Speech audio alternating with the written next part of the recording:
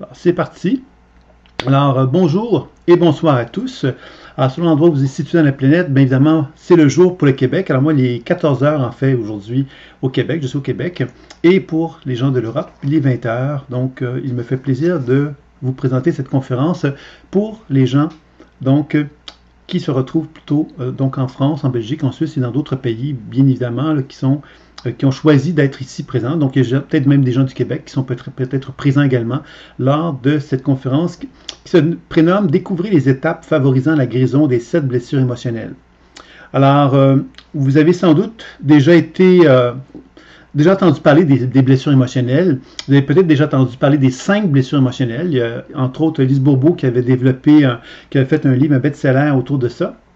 Et alors j'ai voulu reprendre ce concept-là en vous présentant un regard qui est celui que moi j'ai développé à travers ma pratique et dans lequel vous allez pouvoir voir qu'il est possible donc justement d'ajouter 2 autres blessures que je vais vous présenter tout au long de la conférence. Alors, l'objectif de la conférence, évidemment, ce sera de vous donner un ensemble d'enseignements de qualité, j'espère, que vous allez apprécier, j'espère aussi, et dans lequel je vais aussi tâcher de vous présenter de quelle façon que la pleine conscience intuitive que j'ai développée, au départ, j'avais appelé ça l'écoute imaginaire, et cette approche-là, il y a eu un approfondissement qui m'a amené à la nommer aujourd'hui la pleine conscience intuitive, qui consiste justement à être en mesure de pouvoir faire des voyages en soi, ou des voyages vers un partenaire, pour découvrir que dans ces voyages-là, il y a comme une relation qui s'effectue naturellement, avec une forme de sagesse intelligente qui anime notre être. Et cette intelligence-là se manifeste à travers le support imaginaire, et il y a un jeu qu'on va apprendre un petit peu à découvrir ce soir, qui va nous faire constater qu'il est possible donc de pouvoir favoriser ce langage, cette communication avec cette sagesse intelligente-là par le biais du monde imaginaire et à travers une série de techniques et d'enseignements qui sont proposés. Alors, je vais tâcher un petit peu de vous présenter tout ça. Alors, moi, mon nom est Sylvain Bélanger, pour ceux qui ne me connaissent pas. Je pratique l'intuition et les soins depuis plus de 25 années. On vieillit tous. Moi, je constate qu'avec les années, les années s'ajoutent à chaque fois. Et je suis enseignant depuis plus de 15 ans aussi. J'ai écrit des livres qui donc étaient surtout sur l'écoute imaginaire au départ. Je suis en train d'en travailler sur d'autres qui vont davantage présenter la pleine conscience intuitive. Donc, c'est un petit peu le nouveau thème qui m'intéresse beaucoup. Et ce soir, la conférence va consister justement donc à vous parler de ces grandes blessures émotionnelles-là et évidemment d'en parler avec le regard intuitif que j'ai, de l'expérience que j'ai eue à travers les années et de quelle façon que moi j'ai appris à observer ces blessures émotionnelles-là grâce à la pleine conscience intuitive, encore une fois. Donc, la première chose que l'on pourrait dire par rapport pour aborder le sujet véritablement, c'est que la pleine conscience intuitive, c'est une habileté que l'on a tous à découvrir qu'à l'intérieur de nous-mêmes, il y a un support imaginaire, un véhicule imaginaire, qui me permet donc de voyager en moi. C'est-à-dire que moi, par ma conscience, je peux constater que je peux utiliser mon imagination pour voyager en moi, voyager dans mon genou par exemple, ou voyager dans mon pied, etc. Et en voyageant dans mon corps, je vais constater que dans ces voyages-là, si je suis attentif, je vais constater qu'il y a des sensations, des images, des mots qui peuvent venir à moi dans certaines régions de mon corps. C'est-à-dire que je peux être très bien, très confortable dans ma cuisse, mais je peux être très inconfortable dans mon pied, par exemple. Alors, ce voyage imaginaire-là me fait découvrir que selon l'endroit où je me situe dans mon corps, il y a des endroits où je me sens plus confortable et d'autres moins. Donc, ça m'amène à constater que ces espaces dans lesquels il y a du confort et moins de confort, si je me prends le temps de m'attarder à être à l'écoute de ce qui est présent, je vais constater que comme un genre d'échange qui va se faire entre la région de mon corps et moi-même, cet échange-là peut se faire par des images, des sensations, des mots, et dans lequel je peux interagir avec ces perceptions-là pour finalement arriver à constater qu'il y a un genre de discussion que je peux avoir avec mon corps.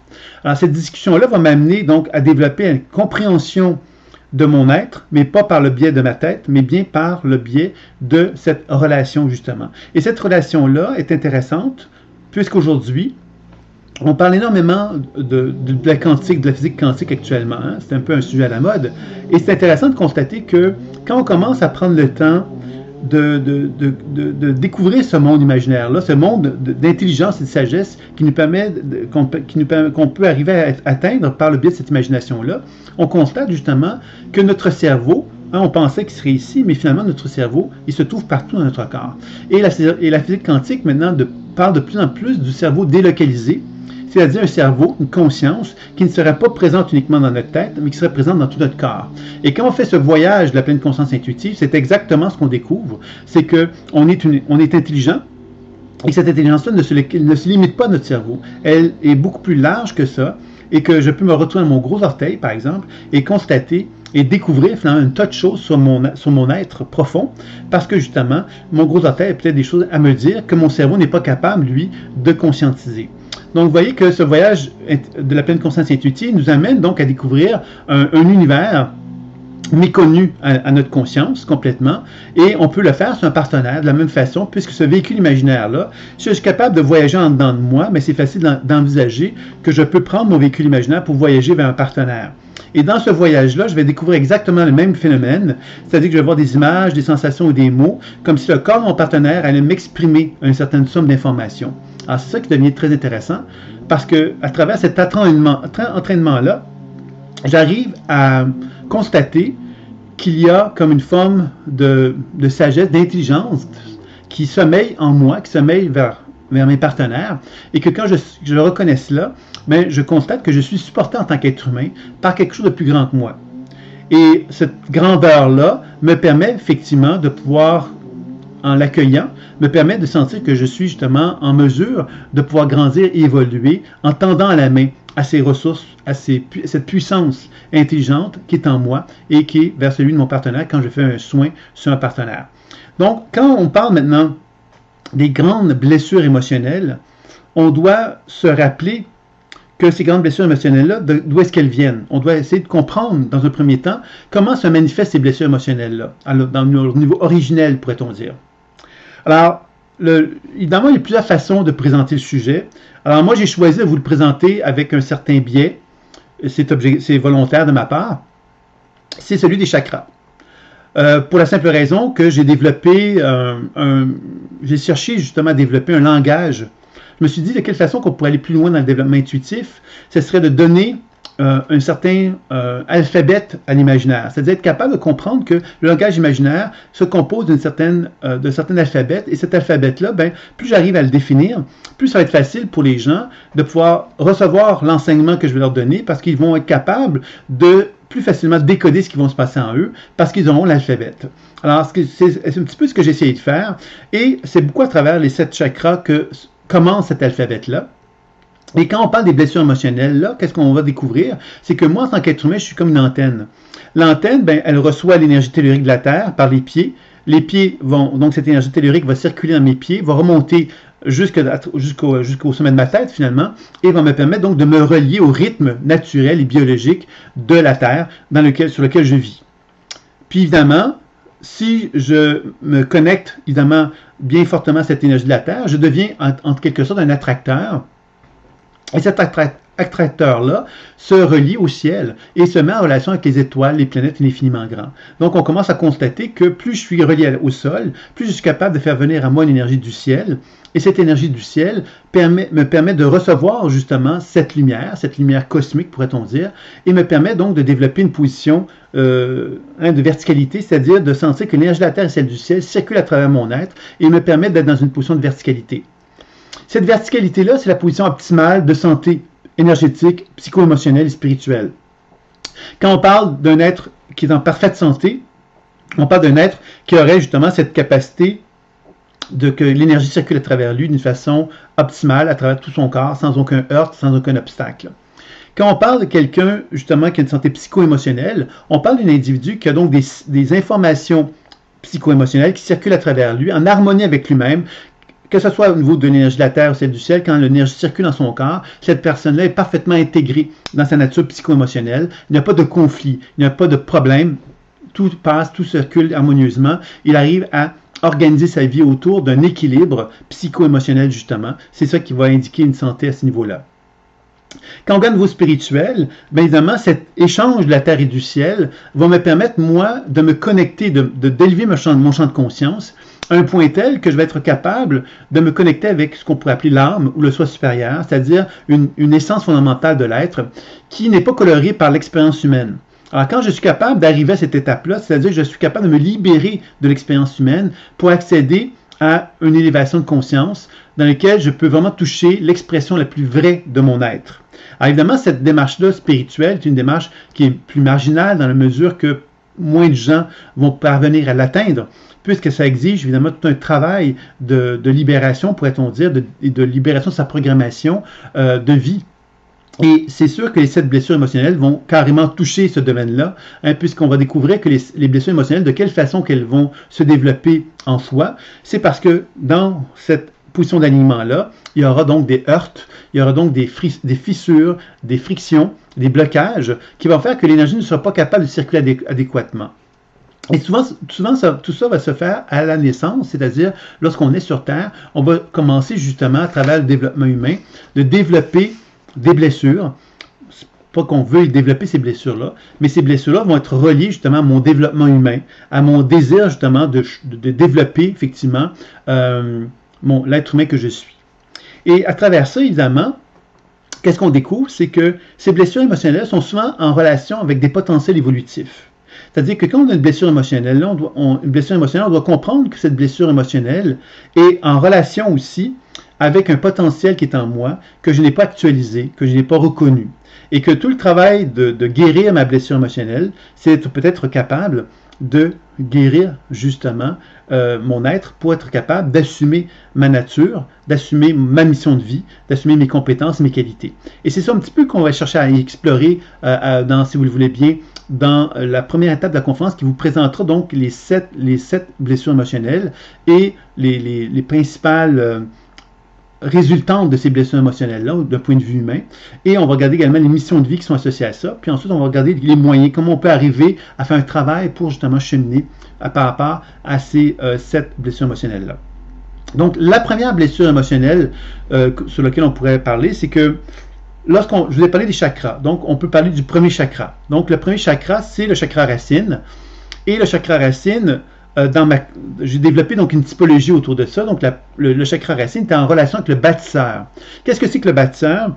C'est un individu, justement, qui naît sur Terre avec un sentiment très confortable d'être dans le monde de la matière et de se sentir très confortable dans ce monde-là parce qu'il se sent bien dans le monde terrestre, il se sent bien dans la réalisation terrestre, il se sent bien parce qu'il comprend bien le monde de la matière, il sait comment ça fonctionne. Instinctivement, c'est un enfant, par exemple, qui va instinctivement avoir un plaisir à jouer dans la matière puis avoir une facilité à comprendre des choses que des adultes ne seraient peut-être pas capables de comprendre. Des gens qui seraient moins habiles que lui ne seraient pas capables de comprendre. Lui, il va le comprendre naturellement parce que c'est inné en lui. Il comprend la matière d'une façon instinctive. Alors, ce bâtisseur-là, donc, finalement, lorsqu'il naît sur Terre, notre premier chakra, le chakra racine, la composante du bâtisseur, nous l'avons tous. Maintenant, il arrive, évidemment, que la première blessure émotionnelle qui va se manifester, c'est que lorsque je nais sur Terre, il est possible que je ne me sente pas, entre guillemets, pleinement accueilli. En fait, je pourrais me sentir rejeté. C'est la blessure émotionnelle, la première blessure, le sentiment de rejet. Alors, le sentiment de rejet, c'est lorsque je nais sur Terre, je peux avoir le sentiment quelque part que je ne suis pas accueilli comme je l'aurais souhaité par mes parents. Ça ne veut pas dire pour autant qu'ils me rejettent, mais c'est possible que j'avais déjà quelque part dans moi des blessures qui proviennent peut-être de mon histoire généalogique, donc d'une histoire familiale. Ça peut venir quelque part de blessures familiales, donc de mes ancêtres. Ça peut venir de mémoire d'autres vies. Donc avant même de naître, j'ai cette blessure que je porte en moi de rejet. Et même si mes parents vont tenter de me donner le maximum, je vais quand même vivre avec cette blessure de rejet-là. Il arrive aussi quelquefois qu'on est sur Terre avec ce sentiment qu'on est rejeté par nos parents, qu'on est rejeté par l'un ou l'autre de nos parents, et que c'est un événement qui se produit parce que le parent ne se trouve pas en mesure de nous accueillir comme il l'aurait souhaité, ou carrément il nous rejette tout simplement. C'est ce qui peut arriver aussi. Donc, c'est certain que dans ces circonstances-là, vous comprendrez que le chakra racine, lorsqu'on parle de l'énergie de la Terre et l'énergie du ciel qui circule à travers moi, lorsque j'ai cette blessure de rejet dans mon chakra racine, je ne peux pas laisser circuler l'énergie librement dans cette région-là. Parce que ça fait mal. Ça me fait mal d'être rejeté. Alors, si je me sens rejeté, c'est évident qu'à ce moment-là, je vais crisper la région de mon chakra racine. Et cette crispation-là va donc entraîner des réactions. Alors, quelles sont les réactions qui vont en résulter? Évidemment, on pourrait aborder le sujet de façon beaucoup plus approfondie, mais là, j'ai choisi de vous présenter ça le plus simple possible. Donc, on va constater que le rejet va entraîner 2 réactions possibles. La première réaction c'est un état hypoactif, c'est-à-dire que le chakra racine va devenir hypoactif. C'est-à-dire qu'au lieu de fonctionner d'une façon équilibrée, d'une façon harmonieuse, de façon à ce que l'énergie circule librement en moi, je vais donc créer un état d'apathie. Je vais comme réduire le fonctionnement du chakra racine à son minimum. Je veux pas de problème. Je veux pas quelque part habiter cette région-là parce que ça me fait trop mal. Et dans cet état-là, il va souvent se produire un état où la personne qui va donc avoir moins de présence dans son chakra racine va donc avoir tendance à être fuyante, à fuir face à la vie d'une façon générale, et on pourrait même aller jusqu'à dire qu'elle pourrait être désincarnée. Désincarnée, ça veut dire quoi? C'est-à-dire que c'est quelqu'un qui pourrait justement ne pas habiter du tout le monde terrestre, parce que justement la souffrance d'être rejeté l'amenait à s'éloigner de ses qualités de bâtisseur. Il a comme pas cru, lui, à quelque part, qu'il pouvait bâtir sur Terre, parce que la blessure de rejet a été tellement profonde qu'il s'est dit, ben moi, plus jamais, je ne vais plus toucher le sol, ça me fait trop mal, j'ai eu trop de blessures, ça m'a fait trop mal ce rejet-là. Donc, je vais chercher justement à fuir. Alors, je peux fuir dans plein de choses. Je peux fuir dans le rêve, je peux fuir dans le sport, je peux fuir dans le renfermement sur moi-même. Je peux aussi fuir dans la spiritualité. C'est là qu'on parlait souvent des gens être désincarnés. Ce sont des gens qui vont s'intéresser beaucoup à la spiritualité, à toute forme justement d'éléments qui vont leur permettre de s'éloigner du monde terrestre, puisque le monde terrestre va tellement les avoir blessés qu'ils ne veulent pas l'habiter. Alors, vous voyez que c'est intéressant parce que dans l'état d'hypoactivité, il y a vraiment comme état où l'énergie est peu habitée. Par contre, si on réagit au rejet d'une façon hyperactive, c'est-à-dire que le chakra devient hyperactif parce que justement, on a tellement, la blessure nous a tellement provoqué une blessure que notre réaction, c'est de se dire, je ne vais pas laisser aller cet état de blessure m'anéantir. Je vais donc prendre ma vie en main, je vais donc mettre tout mon effort pour me matérialiser, parce que c'est de cette façon-là que je vais pouvoir m'en sortir. Alors, vous voyez que la blessure émotionnelle peut donc avoir deux conséquences. Donc, le rejet peut amener donc le côté fuyant ou désincarné, ou le côté plus matérialiste, justement. Alors ça, c'est intéressant parce que c'est un élément dont on entend moins parler lorsqu'on parle des blessures émotionnelles. Alors, le matérialisme, finalement, c'est quelqu'un qui peut avoir effectivement eu le sentiment d'être rejeté, de ne pas avoir sa place sur Terre, et qui se dit, ben, il n'est pas question quelque part que je ne prenne pas ma place sur Terre, je vais me battre pour prendre ma place sur Terre, et c'est donc quelqu'un qui va énormément organiser son énergie autour de chaque racine pour effectivement faire valoir son droit d'existence. Alors, on l'appelle matérialiste dans le sens qu'il va finalement chercher à mettre beaucoup d'énergie pour faire valoir justement qu'il a une place dans le monde terrestre. Donc, il va toujours chercher à se débattre par rapport à son entourage pour faire valoir vraiment qu'il a le droit d'exister. Et dans ce sens-là, il pourrait devenir matérialiste parce que le matérialisme lui permet de démontrer qu'il existe. Et quand on dit qu'on a atteint une réussite sociale, qu'on a plein de choses, on a plein de joujoux autour de soi, bien évidemment, c'est une preuve sociale qu'on a réussi. Donc, cette personne qui a une blessure de rejet à l'origine arrive à travers le processus donc hyperactif, arrive donc avec plein de joujoux à se donner l'impression qu'il a quelque part été capable justement de finalement cacher cette blessure émotionnelle, de la soigner en quelque sorte. On va le voir évidemment qu'à travers la vie, que c'est pas toujours comme ça que ça se passe, c'est-à-dire que ces deux états-là sont des états effectivement qui demandent un effort. Quand je suis dans un état hypoactif, je suis dans l'effort d'abaisser mon niveau de conscience, c'est-à-dire je suis dans l'effort de ne pas permettre à l'énergie du chakra racine de se manifester avec aisance. Donc mon bâtisseur en moi ne peut pas se manifester tel qu'il devrait se manifester. Dans l'état hyperactif, bien évidemment, je suis dans l'effort de garder cet état d'hyperactivité-là pour me donner l'impression que je vais pouvoir parvenir, effectivement, à me garder dans cet état-là pour justement fuir, en fin de compte, la blessure émotionnelle de rejet. Parce qu'il faut comprendre que ce soit dans le cas du fuyant ou du désincarné et du matérialiste, dans les deux cas, on est dans un état de fuite, c'est-à-dire on essaye de fuir l'état de rejet. On essaie de se dissocier de l'état de rejet. Et ça, c'est important, le mot dissocier, parce que quand on regarde un champ énergétique d'une personne et qu'on observe effectivement une blessure émotionnelle chez cette personne-là, on va constater souvent que la blessure émotionnelle va finalement se manifester d'un point de vue énergétique par une perturbation énergétique de la région. On va voir que dans le chakra racine, la circulation énergétique ne se fait pas pleinement adéquatement. D'un point de vue psycho-émotionnel, on va voir une mémoire. La mémoire, justement, qui est en relation avec la blessure de rejet, souvent, qui va entraîner, donc, le comportement de celui qui est matérialiste ou celui, quelque part, qui est désincarné ou fuyant, pour justement parvenir à donner à donner à quelque part une certaine forme de sens à la vie de la personne. Alors, on va donc, dans un premier temps, donc voir l'aspect énergétique, voir l'aspect psycho-émotionnel par des mémoires qui sont reliées donc au rejet comme tel, ou encore à des états, à l'état de désincarné, fuyant ou matérialiste qui peuvent résulter de cette situation de rejet. Donc, évidemment, ça va être une autre façon de regarder la blessure émotionnelle. Et d'un point de vue spirituel, mais c'est évident que cette personne-là, qui a donc un potentiel spirituel, parce que le bâtisseur est une énergie qui fait partie des 7 composantes nécessaires pour favoriser l'état spirituel, l'état de réalisation. Donc, évidemment, si on n'est pas en pleine harmonie dans cette région-là, ben c'est sûr que d'un point de vue spirituel, notre axe spirituel ne pourra pas se développer adéquatement, puisque la base n'est pas là, tout simplement. Donc, vous voyez qu'à travers l'observation intuitive, on va être capable d'arriver à être capable d'analyser en quelque sorte, d'évaluer intuitivement parlant ces composantes-là et de comprendre ça. Donc, on va arriver tout à l'heure à vous présenter les étapes qui vont nous permettre d'arriver à mieux cerner justement chacune des blessures émotionnelles. Mais ce stade-ci, comme je vous disais, je vais faire une présentation des 7 blessures émotionnelles et inévitablement, on va aborder un petit peu les étapes à travers ça, mais ensuite, je reviendrai d'une façon plus systématique là, pour vous présenter chacune d'elles. Donc, s'il y a des questions, des interrogations pendant que je vous parle, mais faites-les-moi savoir, puis moi, je tâcherai d'inclure les réponses que je peux vous donner par rapport à ça.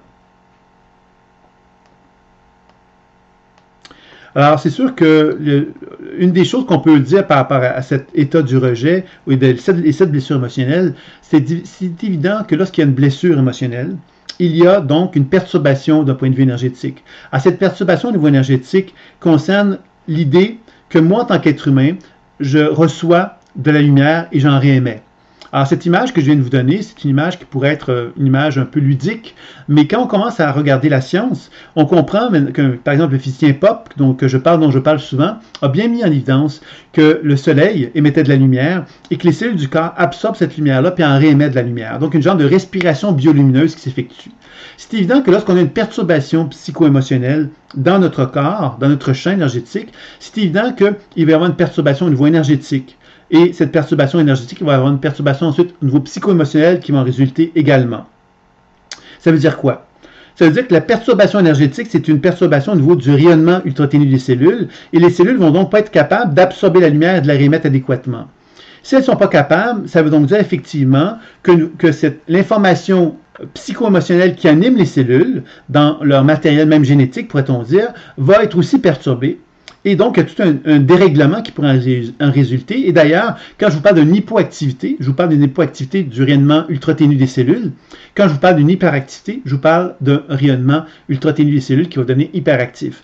Donc, dans ce sens-là, évidemment, ça va changer au niveau du développement cellulaire et au niveau même de la structure physiologique, parce que je n'aborderai pas ce soir la structure physiologique, mais c'est évident que le fait que dans mon chakra racine, je sois hypoactif ou hyperactif, ça peut donc avoir une incidence sur ma morphologie, sur ma structure musculaire, parce qu'évidemment, les cellules vont se développer différemment dans les conditions, dans ces conditions-là. Mais ça, je n'aborderai pas ce sujet-là comme tel parce que ça serait trop dense comme conférence. Alors, j'ai choisi de vous présenter des éléments qui vont plus vous servir dans un point de vue perceptif. Alors, à travers la présentation que je vais faire, je pense que vous allez être capable de pouvoir vous identifier vous-même dans vos blessures. Vous allez voir qu'on n'est pas juste qu'une blessure. On peut être animé par plusieurs blessures. Il y a des blessures qui sont plus importantes que d'autres, bien évidemment, mais on peut être animé par plusieurs blessures aussi. La seconde blessure émotionnelle est reliée au chakra sacré, qui est donc relié au communicateur. Le communicateur, c'est le relationnel. C'est celui qui aime se relier à lui-même ou se relier aux autres. Alors, le chakra sacré, c'est beaucoup relié à l'identité.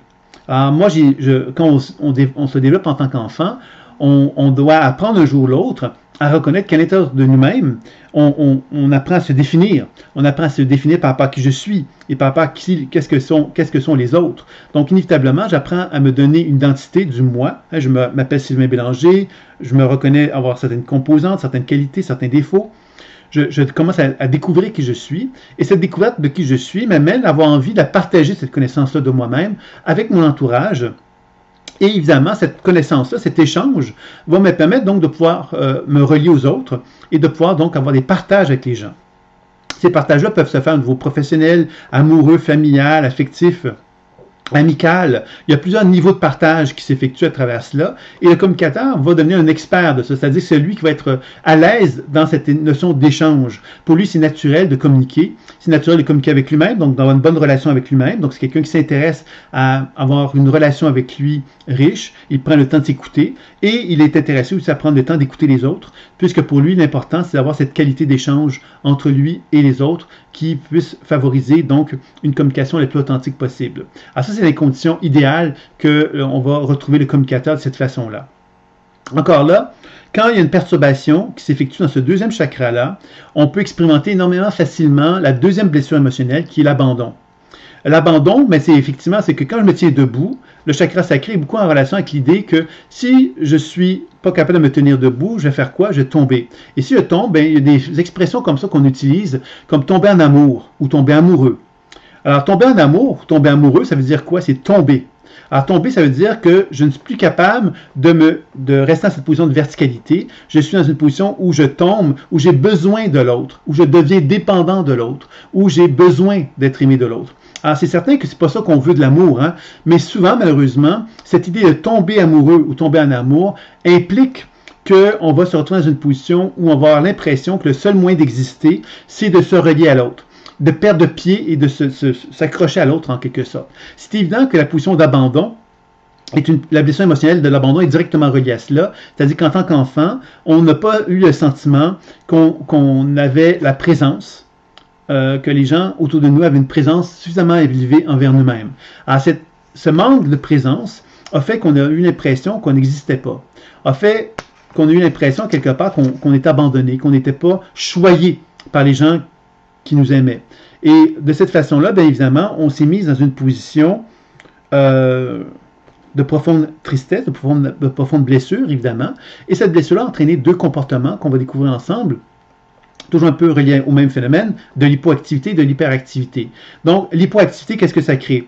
C'est que ça crée finalement un abandon. Donc, la personne a un chakra sacré qui fonctionne en dessous de ses capacités, qui a donc un niveau énergétique moindre, et c'est certain que ça va favoriser la dépendance. C'est-à-dire un individu qui, parce qu'il était dans la position d'abandon, ben quelque part, va donc avoir l'impression justement que le seul moyen de ne pas être abandonné, c'est de dépendre, de s'accrocher, de chercher à se relier aux autres, de toujours finalement garder contact avec l'autre en se donnant l'impression que c'est le seul moyen pour lui de parvenir à avoir une relation avec un partenaire. C'est bien évident que quand on comprend un petit peu les règles de la vie, puis je pense qu'on est tous dans la vie avec un certain bagage, et aujourd'hui, plus que jamais, on est capable de comprendre que la vie a des lois, des règles, et que quand on commence à observer nos blessures émotionnelles, on prend conscience que ces blessures émotionnelles-là, ce sont des informations qu'on a dans notre champ énergétique. Alors, j'ai beau dire, je ne suis plus en connexion avec le sentiment d'abandon,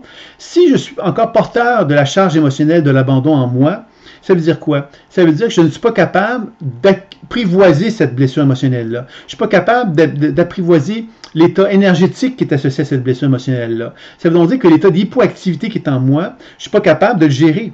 Donc, j'ai beau rationnellement me dire, je ne suis plus quelqu'un qui est dépendant, je suis plus du tout, j'ai soigné ma blessure d'abandon. Si je n'ai pas été capable de vraiment faire un travail de déprogrammation sur la mémoire émotionnelle qui est associée à l'abandon, bien inévitablement, la vie va m'amener vers des expériences qui vont me confronter à l'expérience de l'abandon, qui vont m'obliger quelque part à prendre conscience que la dépendance que je peux avoir avec les gens n'est peut-être pas un état favorable. Un jour ou l'autre, il va falloir que je change cet état-là, parce qu'à un moment donné, je vais constater que cet état de dépendance va plus être acceptable pour moi. Je ne serai plus capable de soutenir, plus capable de le supporter. Tout comme dans le cas du rejet, dans le cas précédent du bâtisseur, évidemment, ces états-là ne sont que des états qu'on pourrait presque dire c'est pas figé dans le temps. Ce sont des états à lesquels on s'est identifié et avec l'expérience de la vie, avec l'univers qui nous transmet des messages, ben on arrive progressivement à prendre conscience des leçons de la vie et à nous amener à nous dire, ben voilà, cet état de dépendance-là n'est plus acceptable et je vais donc pouvoir aller voir la racine de la raison d'être de cette dépendance-là, qui est l'abandon, et je vais commencer vraiment à faire un travail dessus. Et c'est ça qu'on va voir dans la deuxième étape de la conférence, où je vais plus aborder les moyens pour se soigner par rapport à ça. L'autre aspect maintenant de l'abandon, c'est qu'il est possible de réagir d'une façon hyperactive, c'est-à-dire que le chakra sacré va devenir hyperactif par son développement, et en devenant hyperactif dans son développement, il va y avoir à ce moment-là une forme d'indépendance qui va en résulter. Alors, quand je vous parle d'indépendance, c'est quelqu'un qui, justement, pour éviter d'être dans une position de blessure, va choisir, lui, d'être indépendant carrément, de ne pas, justement, se retrouver dans une position où il pourrait vivre l'abandon. Donc, en évitant de vivre l'abandon, il se dit, je vais pouvoir, effectivement, ne plus être dans l'expérience de l'abandon. Ce qu'il ne comprend pas, lui, évidemment, c'est que, quel que soit l'état dans lequel je suis dans un état d'effort, que je sois dans un état hypoactif ou un état hyperactif, je suis en train de gérer de l'énergie d'une façon difficile parce que je suis en train de faire un effort pour garder cet état énergétique à un certain degré. Ça veut donc dire que l'énergie ne circule pas harmonieusement dans cette région-là. Et ça veut donc dire que je ne suis pas en harmonie avec la nature psycho-émotionnelle qui est en moi aussi. Donc, l'univers va capter ce que j'émets et va me mettre sur mon passage des situations où je vais devoir faire face, encore une fois, à cette blessure de l'abandon-là, même si je me retrouve dans une position où je suis indépendant. Parce que j'ai beau être indépendant, cette blessure émotionnelle qui est en moi, je la traîne avec moi aussi. Donc, j'ai beau la cacher, la dissimuler, un jour ou l'autre, il va falloir que je fasse face. Et ça, comme je dis, c'est ça qu'on va voir un petit peu plus en détail à mesure qu'on va avancer dans la conférence.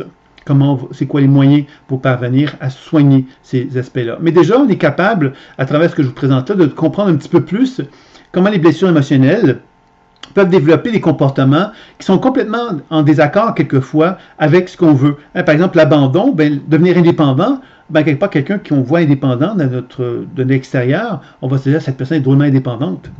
Et on ne comprend pas quelque part que derrière cette indépendance-là se cache la peur de l'abandon. Alors, vous voyez qu'il y a plein de petites nuances comme ça qui peuvent être intéressantes à cerner pour comprendre ce que nous sommes, mieux comprendre nos comportements aussi, et mieux comprendre notre entourage, bien évidemment. La troisième blessure émotionnelle, qui est très intéressante aussi, c'est l'humiliation. Alors évidemment, dans mon développement humain, je continue à progresser dans mon cheminement, et à un moment donné, j'arrive à constater que je suis devenu un homme, je suis devenu une femme, une jeune fille, un jeune garçon, et évidemment, je me retrouve dans une position où je constate qu'il y a des petits garçons qui sont plus forts que moi, et l'inverse aussi, que je suis plus fort que certains d'autres aussi. Puis, les femmes vont apprendre, les petites filles vont apprendre aussi à comparer à quelque part leur force, leur puissance, leurs compétences, leurs qualités, qu'est-ce qu'ils font qu'ils sont aimés, qu'est-ce qu'ils font qu'ils ne sont pas aimés, etc. Et ils vont se comparer avec les autres. Et c'est ces comparaisons-là qui vont faire qu'à un moment donné, on va vivre possiblement la position d'humiliation, c'est-à-dire une position dans laquelle on va être, entre guillemets, ridiculisé, par exemple. On va se retrouver dans une position où on va avoir l'impression qu'on n'est pas reconnu à notre juste valeur et qu'on est même dénigré, même ridiculisé. Donc, l'humiliation, c'est ça. Alors, évidemment, on en a tous vécu un peu des moments donnés dans notre vie, des moments d'humiliation. Il y a des gens, évidemment, qui vont en parler avec un grand rire en se disant, bof, ça n'a pas été marquant pour eux. Alors que d'autres gens vont parler de leur expérience d'humiliation en se mettant à pleurer, alors que ça fait des années durant que ça a eu lieu, pour la simple raison qu'ils la portent encore en eux. Et cette blessure émotionnelle-là de l'humiliation, c'est une émotion qui est très forte. Et cette émotion d'humiliation est beaucoup reliée au guerrier. Donc, pour revenir pour peut-être préciser les choses, le guerrier, qu'est-ce que c'est? Le guerrier, c'est que lorsqu'on est dans un état d'équilibre dans le plexus solaire, dans notre chakra solaire, on est dans une position où on assume notre pouvoir. Le pouvoir, ça veut dire quoi? Ça veut dire que je suis capable d'assumer mon leadership. Ça ne veut pas dire que je vais écraser les gens autour de moi. Ça veut dire que je vais être capable de reconnaître que je suis un être capable de faire un certain nombre de choses. Je me valorise là-dedans. Je suis capable de reconnaître par contre que d'autres gens autour de moi sont capables de faire d'autres choses que je ne suis peut-être pas capable de faire. Et là, c'est là qu'on commence à parler d'un guerrier que j'appelle pacifique, c'est-à-dire un guerrier qui est capable de reconnaître sa puissance, mais pas parce qu'il est puissant qu'il va se mettre à dénigrer les autres ou à ridiculiser les autres ou à détruire les autres, parce qu'il va simplement reconnaître qu'il a un désir de collaboration qui est très élevé. Et ce désir de collaboration va faire qu'il va comprendre que pour travailler et réussir dans la vie, il faut effectivement avoir une collaboration avec d'autres êtres humains. Alors, le guerrier, évidemment, quand on pense à l'armée, parce qu'un guerrier, ça fait penser à la voie militaire, on sait effectivement que dans la voie militaire, pour qu'un soldat puisse fonctionner dans une armée, il lui faut accepter l'hiérarchie. L'hiérarchie, c'est-à-dire qu'il y a des gens qui ont des titres, et ces titres-là sont supérieurs, moins inférieurs, plus inférieurs, plus inférieurs, plus inférieurs, jusqu'au soldat qui est à la base, finalement. Et pour qu'une armée soit effective, il faut que chaque être humain soit capable de se respecter les uns avec les autres en se disant, moi je suis ton général, mais pas parce que je suis ton général que je ne vais pas te respecter alors que toi tu es un soldat. Je vais comprendre que j'ai besoin de toi pour parvenir à gagner la guerre. Alors évidemment, là je vous parle d'un sujet qui n'est peut-être pas les plus positifs, parler de guerre. En même temps, c'est une réalité humaine. Et le guerrier, c'est vraiment en relation avec cette nature-là. Et l'humiliation, inévitablement, nous ramène aussi à ce rapport de force que les êtres humains ont entre eux. Parce que quand on est humilié, c'est parce que, justement, on a perdu un rapport de force avec un autre être humain. Alors, l'humiliation va entraîner quoi? Bien, va entraîner une perturbation dans le chakra solaire de la même façon. Donc, l'énergie ne circulera pas harmonieusement dans le plexus solaire. Et s'il ne circule pas harmonieusement, bien, il va y avoir donc une charge émotionnelle qui va se développer dans le plexus solaire. Et inévitablement, il va y avoir des conséquences qui vont être reliées à ça, qui est relié donc à l'état hyper ou hypo.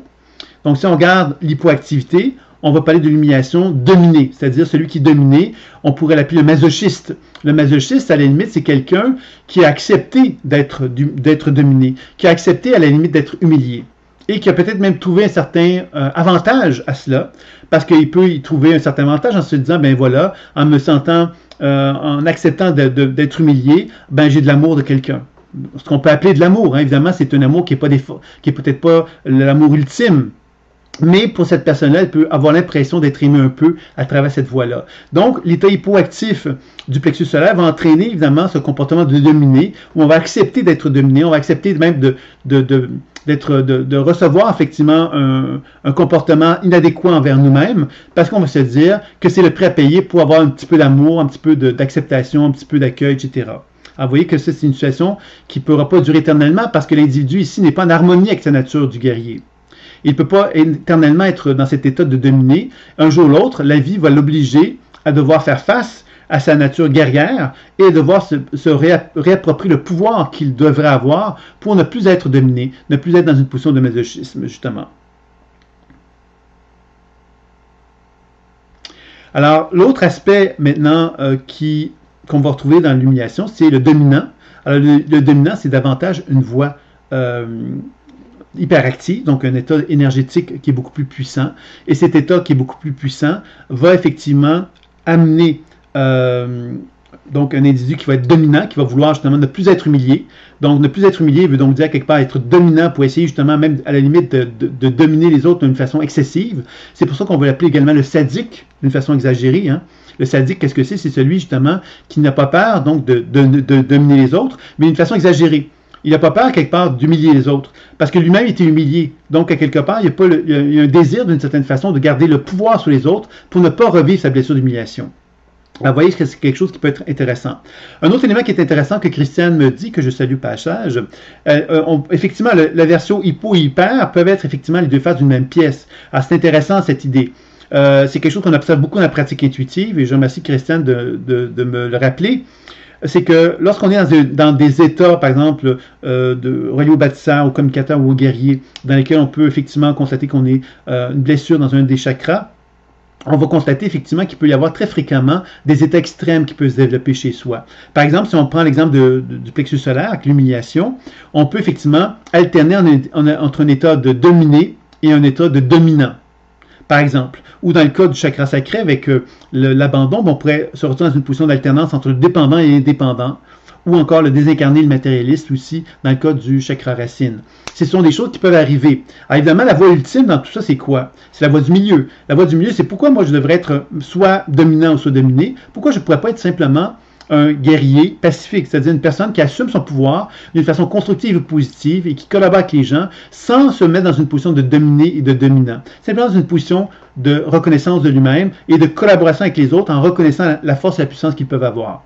Alors vous voyez, c'est ça un peu qui est quelque chose qu'on va observer également dans la pratique. Je vous dirais cependant qu'il est possible que vous puissiez quand même vous retrouver dans un des états plus particulièrement, ce qui voudrait dire que vous avez vraiment à poser un regard sur l'autre état. Hein? C'est-à-dire que si vous êtes dans un état hypoactif, par exemple, vous êtes dominé, et vous êtes surtout dominé, vous ne voyez pas que vous êtes dominant, ça veut donc dire quelque part que vous avez à regarder l'autre versus, hein, l'autre versant. C'est-à-dire que l'aspect hyperactif, le dominant, ben vous avez à poser un regard dessus en vous disant, mais quelles sont les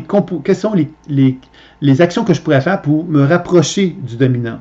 Vous commencez à développer une relation avec cette énergie du dominant. Alors, vous voyez, ça, c'est comme un autre aspect qui peut être présent aussi. Alors, si vous pouvez être dans l'alternance, mais vous pouvez aussi vous retrouver véritablement dans l'un ou l'autre, et ça nécessite évidemment pour vous de poser un regard sur justement la raison d'être de cet extrême-là. Et ça, on va y revenir tout à l'heure dans les étapes que je vais vous présenter pour arriver donc à faire un travail de soin par rapport à cette nature psycho-émotionnelle des blessures.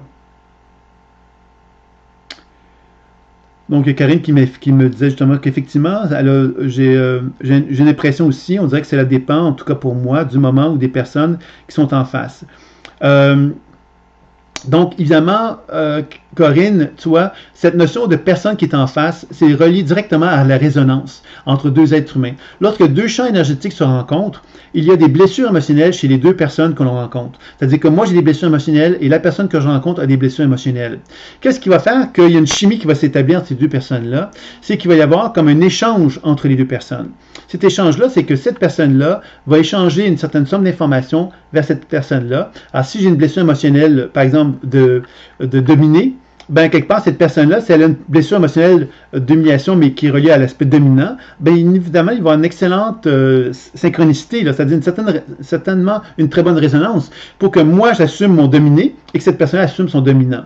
Alors, vous voyez que dans certaines circonstances, ça peut être ça. Alors que dans d'autres circonstances, je pourrais me retrouver dans une position où moi, à quelque part, ben, je pourrais effectivement vibrer avec ma blessure émotionnelle de dominer, mais je pourrais me retrouver devant une personne, à quelque part, qui aurait une certaine relation de dépendance. Alors, vous voyez que là, à ce moment-là, la dynamique va se faire différemment, vous voyez? Donc, selon les relations que l'on rencontre avec les gens, ben, il va y avoir des phénomènes de résonance différents.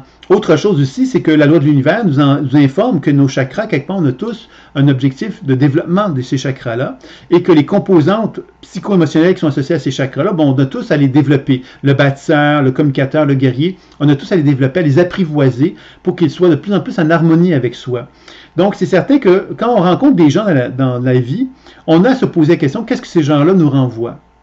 Parce que la loi de l'univers nous informe aujourd'hui qu'on a des rencontres de personnes de tel type. Alors que hier, on avait des résonances avec des personnes d'un autre type, et demain, on en aura peut-être avec d'autres types. Donc, ça nous aiguille en quelque part sur le travail qu'on a à faire pour justement apprivoiser nos blessures émotionnelles et nous permettre donc de les dépasser. C'est ça un petit peu que je pourrais vous dire par rapport à ça. Ben, la voie du milieu, bon, c'est sûr que les questions concernant la voie du milieu, on va approfondir là-dessus tout à l'heure, mais c'est certain que la voie du milieu, quelque part, qu'est-ce que c'est? C'est la voie de la maturité. La voie de la maturité, comment elle se fait? Elle se fait à travers, justement, l'expérience des extrêmes. Hein, par exemple, si on regarde le plexus solaire, le dominant-dominé, ben, quelque part, je peux voyager entre le dominé et le dominant pendant un certain temps, puis à un moment donné, je vais arriver à constater que ça ne fonctionne plus, que je ne suis plus capable de fonctionner de cette façon-là parce que ça m'apparaît inacceptable. J'ai besoin d'autre chose dans ma vie que d'être constamment dans une position de dominé, de dominant. Et c'est là, quelque part, qu'on va constater que dans l'état d'hypoactif et d'hyperactif, il va y avoir un autre élément dont je ne vous ai pas parlé, c'est le temps. Le facteur temps qui va faire qu'à un moment donné, cet état hypo et hyper, je ne serai pas capable de le supporter. À un moment donné, je ne serai pas capable de le soutenir parce que je n'aurai plus la force, je n'aurai plus l'énergie de le faire. Et là, il va y avoir une forme d'effondrement. Une forme d'effondrement psycho-émotionnel qui va faire que je ne serai plus capable de jouer le jeu, d'être quelqu'un avec ce genre de masque que j'ai construit. Donc, je vais devoir finalement commencer à poser un autre regard en me disant, mais je ne peux plus fonctionner comme je fonctionnais avant. Je suis obligé donc de fonctionner différemment. Et c'est là qu'il y a une forme de lâcher-prise qui va en résulter pour m'amener justement à me rapprocher d'une position qui sera certainement plus proche d'une voie du milieu. Donc, on va y revenir de façon plus approfondie là-dessus dans peu de temps quand j'aurai fait la présentation des 7 blessures émotionnelles. La 4e blessure émotionnelle, maintenant, est reliée au serviteur, qui est donc relié au chakra du cœur. Le serviteur, son objectif à lui, c'est vraiment de servir. Hein, tantôt, je vous ai parlé de mission de vie. Donc, le bâtisseur, sa mission de vie, c'est de se réaliser dans le monde de la matière. Le communicateur, c'est se relier aux autres, favoriser une communication authentique. Le guerrier, c'est d'être dans une position de pouvoir, mais de pouvoir constructif, dans la mesure du possible. Le serviteur, c'est de servir. Donc, le serviteur, évidemment, qu'est-ce qu'il va faire dans cette notion de service? C'est le défi pour lui, le serviteur, c'est de servir sans se mettre dans une position où il perdrait son statut de respect de lui-même. Hein, moi, je peux servir les autres en me respectant. Une position qui n'est pas facile, que je vais vous témoigner, puis vous allez comprendre, l'infirmière.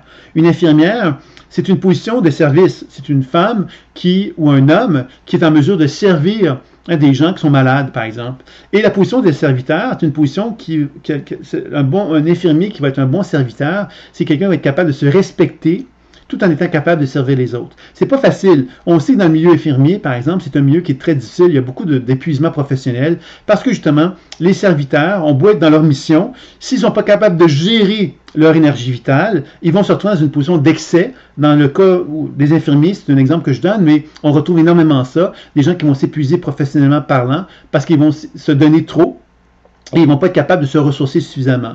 Donc, c'est là, évidemment, qu'on doit bien comprendre que la gestion de notre énergie vitale, elle est fondamentale et que le serviteur équilibré a cette capacité de gérer harmonieusement son chakra du cœur pour qu'il soit capable de servir d'une façon juste et correcte avec lui-même et avec les autres, de pouvoir effectivement apporter aux autres ce qu'il y a de mieux, tout en préservant ce qu'il a de bien pour lui-même pour garder un état de bien-être et d'harmonie avec lui-même. Et on sait que c'est pas facile, ce que je viens de vous dire, qu'on est tous un peu dans le même bain, dans le sens qu'il est très facile de perdre cette espèce d'équilibre, je dirais.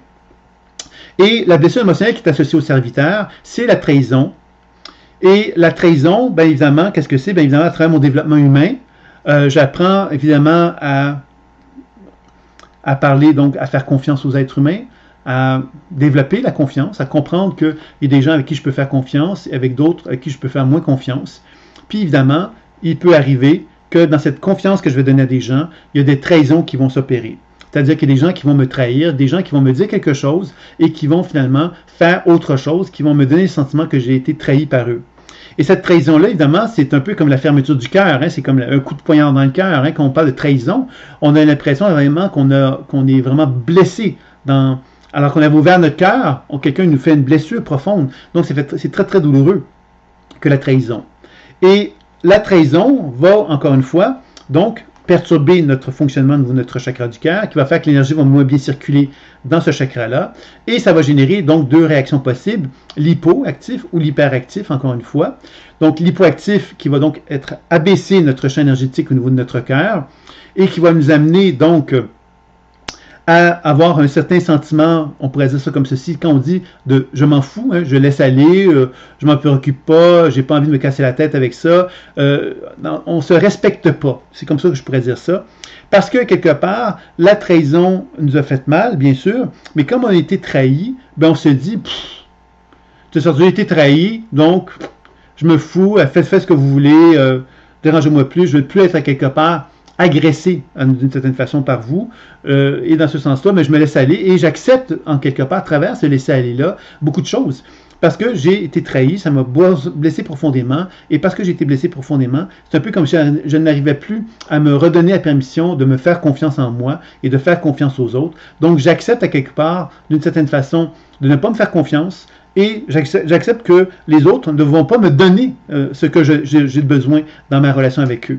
Donc, il y a quelque chose à quelque part de triste là-dedans qui va en résulter et qui va m'amener inévitablement donc à ne pas me respecter dans mes besoins parce que la trahison va m'avoir effectivement amené à me dire, bon ben, j'ai plus à me faire confiance, j'ai plus à croire en moi, j'ai plus à croire aux autres non plus à la limite. Donc, j'arrive effectivement à être dans une situation d'un peu de je m'en foutisse, de laisser aller à ce moment-là. L'hyperactif, lui, va être une réaction, évidemment, vous l'avez compris, que quand on parle d'hyperactivité, habituellement, c'est un état plus puissant, puisqu'il y a beaucoup plus d'énergie dans la région, et que cette région-là va faire, effectivement, que l'individu va se retrouver dans une position de plus grand déploiement. Alors, le service, quand on est dans un état de déploiement extrême, ça peut nous amener à une forme de contrôle. Le contrôlant, c'est celui, quelque part, qui veut tellement être dans le service, mais un service excessif. Je veux tellement bien servir les autres, je veux tellement être à l'affût des autres que je vais contrôler tout. Je vais savoir exactement ce que tu as besoin, tu n'auras même pas besoin de me le dire et je vais m'occuper de tout. Tu n'auras plus besoin de parler, je vais m'occuper de tout à 150% et tu n'auras rien à faire, je vais m'occuper de tout. Alors vous voyez, le contrôlant, c'est celui quelque part qui va donc exagérer dans sa nature de service pour se retrouver dans une position où effectivement il pourrait donc à quelque part se perdre dans cette nature contrôlante-là. Puis bien évidemment, vous l'avez compris aussi, que quelqu'un qui veut contrôler tout, ben inévitablement, il est confronté un jour ou l'autre à constater qu'il ne sera pas capable de tout contrôler. Et il va être confronté à devoir justement constater que la vie va lui témoigner de faire un travail sur le lâcher-prise pour pouvoir l'amener justement à prendre conscience qu'il lui faut apprendre justement à être dans une position de service harmonieuse dans laquelle il se respecte et dans laquelle il respecte les autres et dans laquelle il est soucieux des autres tout en étant capable justement d'être à l'écoute de ce que les autres ont besoin, etc. Qu'il n'est pas à tout contrôler finalement, il n'a pas à prendre tout sur ses épaules. Donc, vous voyez que ça va être un autre élément qui va être intéressant. Puis encore là, évidemment, quand on voit ce genre d'extrême, ben quelque part, on peut comprendre que si je suis trop contrôlante ou trop contrôlant pendant X temps et que ça ne fonctionne pas, ben à ce moment-là, je vais m'effondrer. Et si je m'effondre, qu'est-ce qui va arriver? Ben je vais peut-être tomber dans le laisser-aller complètement à ce moment-là. Je vais peut-être être simplement me foutre de tout. Jusqu'à un moment donné où je vais reprendre le contrôle. Je vais essayer de nouveau reprendre le contrôle parce que je vais me rendre compte qu'encore une fois, le laisser-aller ne fonctionne pas non plus. Alors, vous voyez que c'est là qu'on peut tomber dans cette espèce de cercle vicieux que j'appelle, où on va vivre des extrêmes, et ces extrêmes-là vont nous amener à tomber dans un autre extrême, mais on n'arrive jamais à aucune solution, parce que la solution n'est pas dans les extrêmes, elle est vraiment dans une voie du milieu. Et la voie du milieu va se développer à mesure qu'on va être capable d'avoir, dans un premier temps, on va explorer les deux extrêmes, et on va être capable d'apprendre justement à renouer contact avec la mission de vie de l'énergie associée au chakra. Comme le serviteur, bien évidemment, c'est de reconnaître que mon désir à moi, c'est de servir, mais de servir en me respectant et en respectant les autres. Et que, évidemment, si j'ai été trahi, bien, quelque part, je dois apprendre justement à poser un regard sur cette trahison-là, en comprenant quelque part que la trahison m'amène à devoir davantage être attentif au fait que si je donne, je fais confiance à quelqu'un, ben, je vais devoir finalement être attentif au fait qu'il est possible que cette personne-là ne soit pas capable de me donner tout le temps ce que j'estime que je devrais avoir. Donc, vous voyez que c'est une maturité qui s'entraîne. Et cette maturité me permet progressivement de comprendre de quelle façon que je peux davantage m'harmoniser à chacun de mes chakras, à chacune de mes composants, de mes qualités associées à la mission de vie que je peux avoir, et me permettre donc de poser un regard sur mes blessures pour pouvoir justement favoriser un soin de plus en plus en harmonie avec mon être également. Donc voilà, ça c'était pour le serviteur et c'était pour la 4e blessure émotionnelle. On va maintenant passer à la 5e blessure. Je vais peut-être faire un petit apartheid ici pour vous dire qu'il y a 3 donc, blessures émotionnelles qui sont associées à l'injustice. Alors moi j'ai défini 3 parce que j'ai trouvé ça intéressant d'amener l'injustice individuelle, c'est-à-dire l'injustice qui se vit d'un point de vue individuel, c'est-à-dire je vis une injustice en tant qu'individu.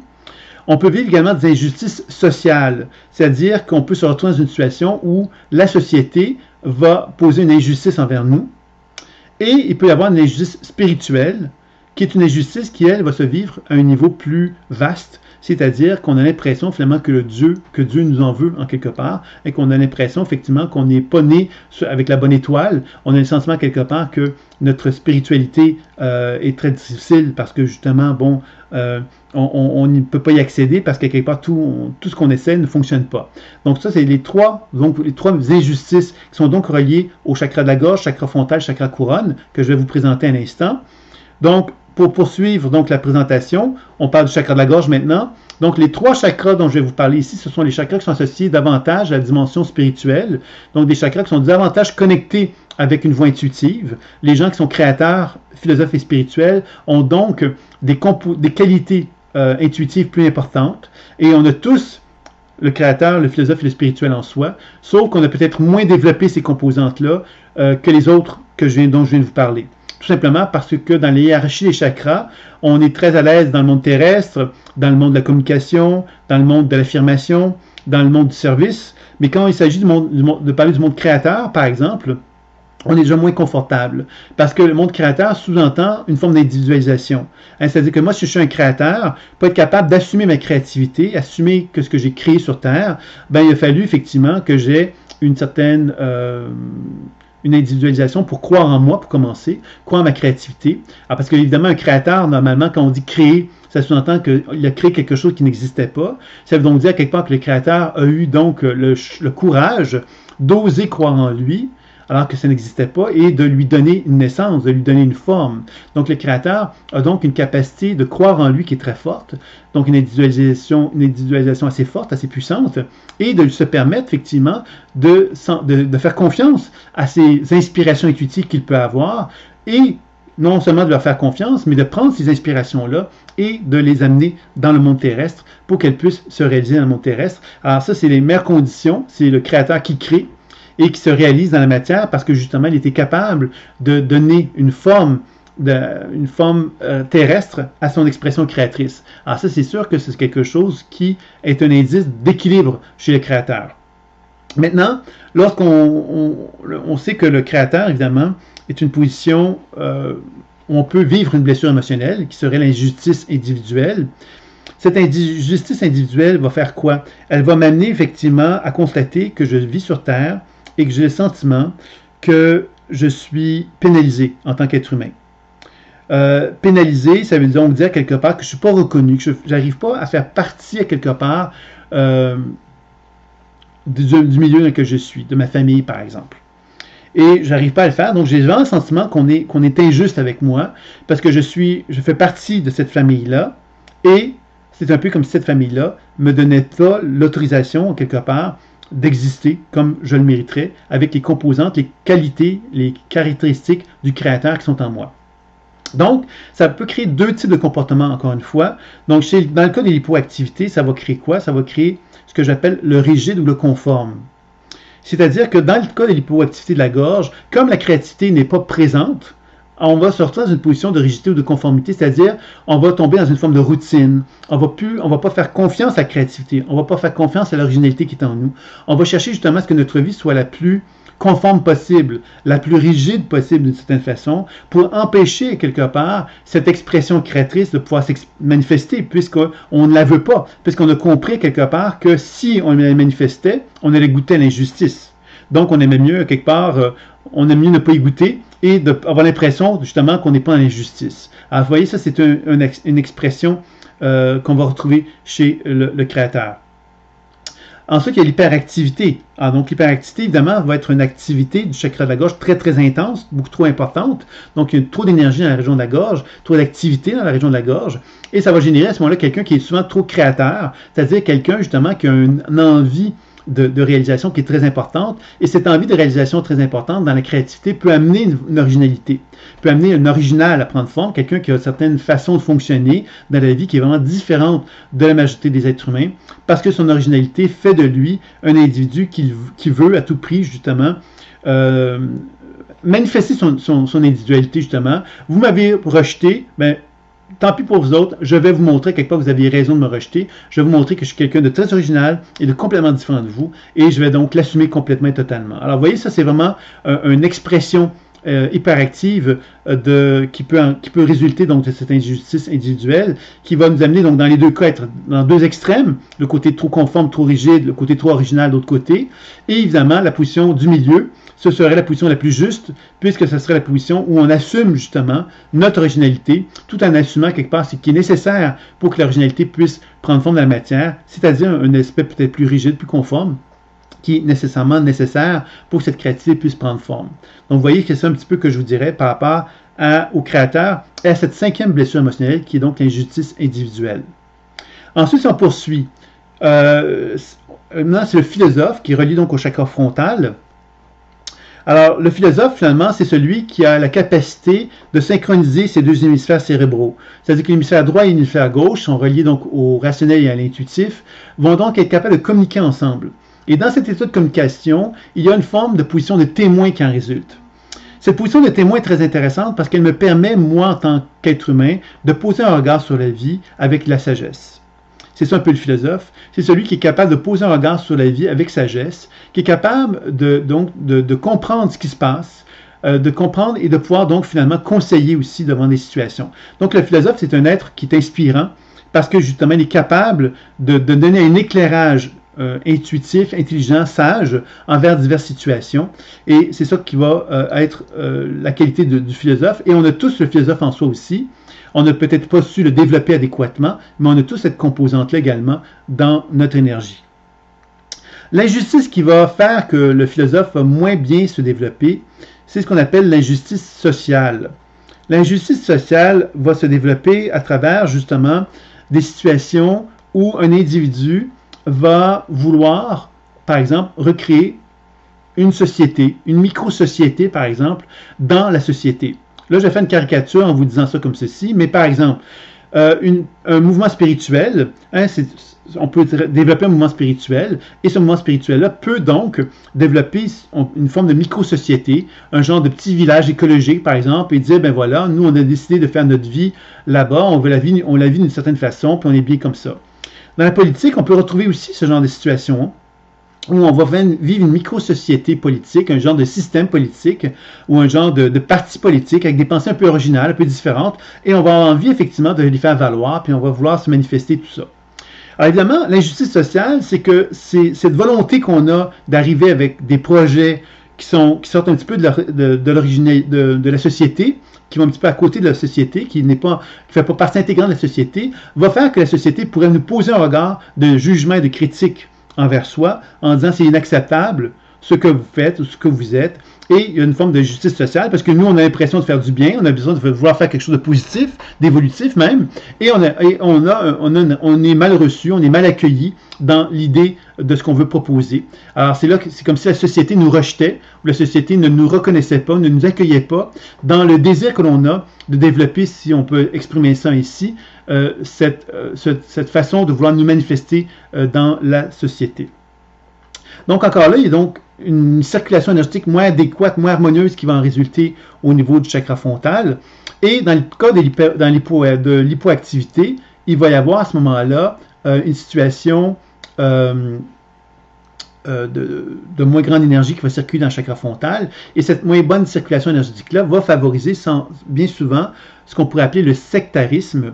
Le sectarisme, évidemment, c'est que des gens, quelque part, qui vont devant l'injustice sociale, vont avoir l'impression, effectivement, qu'ils sont mal compris, donc, d'une part, puis ils vont se dire, ben voilà, je vous fais le doigt d'honneur, OK? Je vous fais le doigt d'honneur à la société, à la vie. Vous voulez pas me comprendre, vous voulez pas m'accepter, ben moi, je vais me débrouiller et je vais faire ma règle et mes lois, à ma façon, par ma manière, dans ma propre société. Et ma propre société va donner une secte. Alors, une secte, vous savez ce que ça veut dire, hein? C'est-à-dire, c'est un système fermé.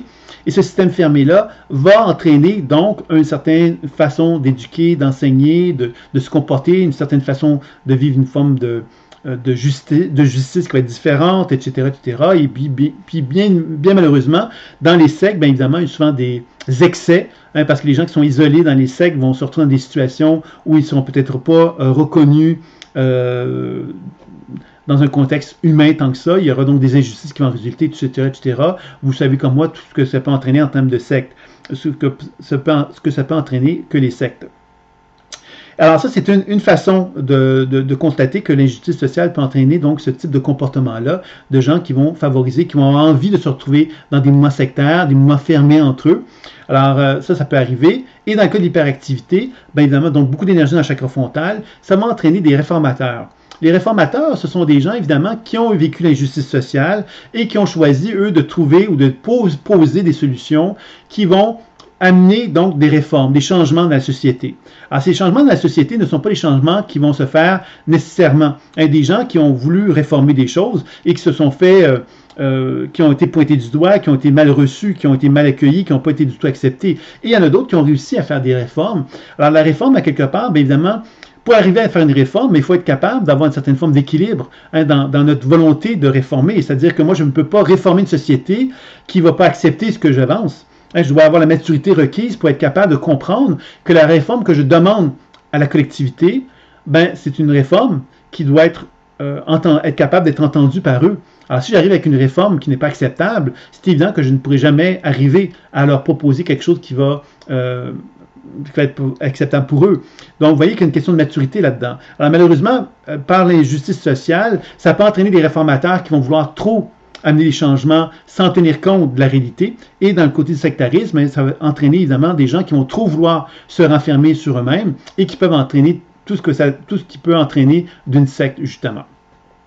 Donc, vous comprenez bien, bon, pour l'injustice sociale, il y a donc cet aspect-là que je voulais vous présenter. Encore là, l'équilibre entre le réformateur et le sectarisme, c'est évidemment de trouver une position de justesse où le philosophe reconnaît quelque part qu'il a un certain savoir, une certaine sagesse à transmettre, et il va le faire dans un contexte le plus sage possible, le plus intelligent possible, de façon à ce qu'il puisse être accepté socialement parlant, tout en parvenant à faire sa marque, à développer sa propre vision, sa propre mission finalement en tant que philosophe. Il y a des exemples de ça. Hein? On pense à tous les grands mouvements spirituels qui ont réussi à prendre forme sur Terre, ont nécessité un philosophe qui a su justement bien gérer le sectarisme et bien serrer son côté réformateur et trouver une voie milieu. La voie milieu qui permettait à la société d'accepter le mouvement spirituel qui était proposé.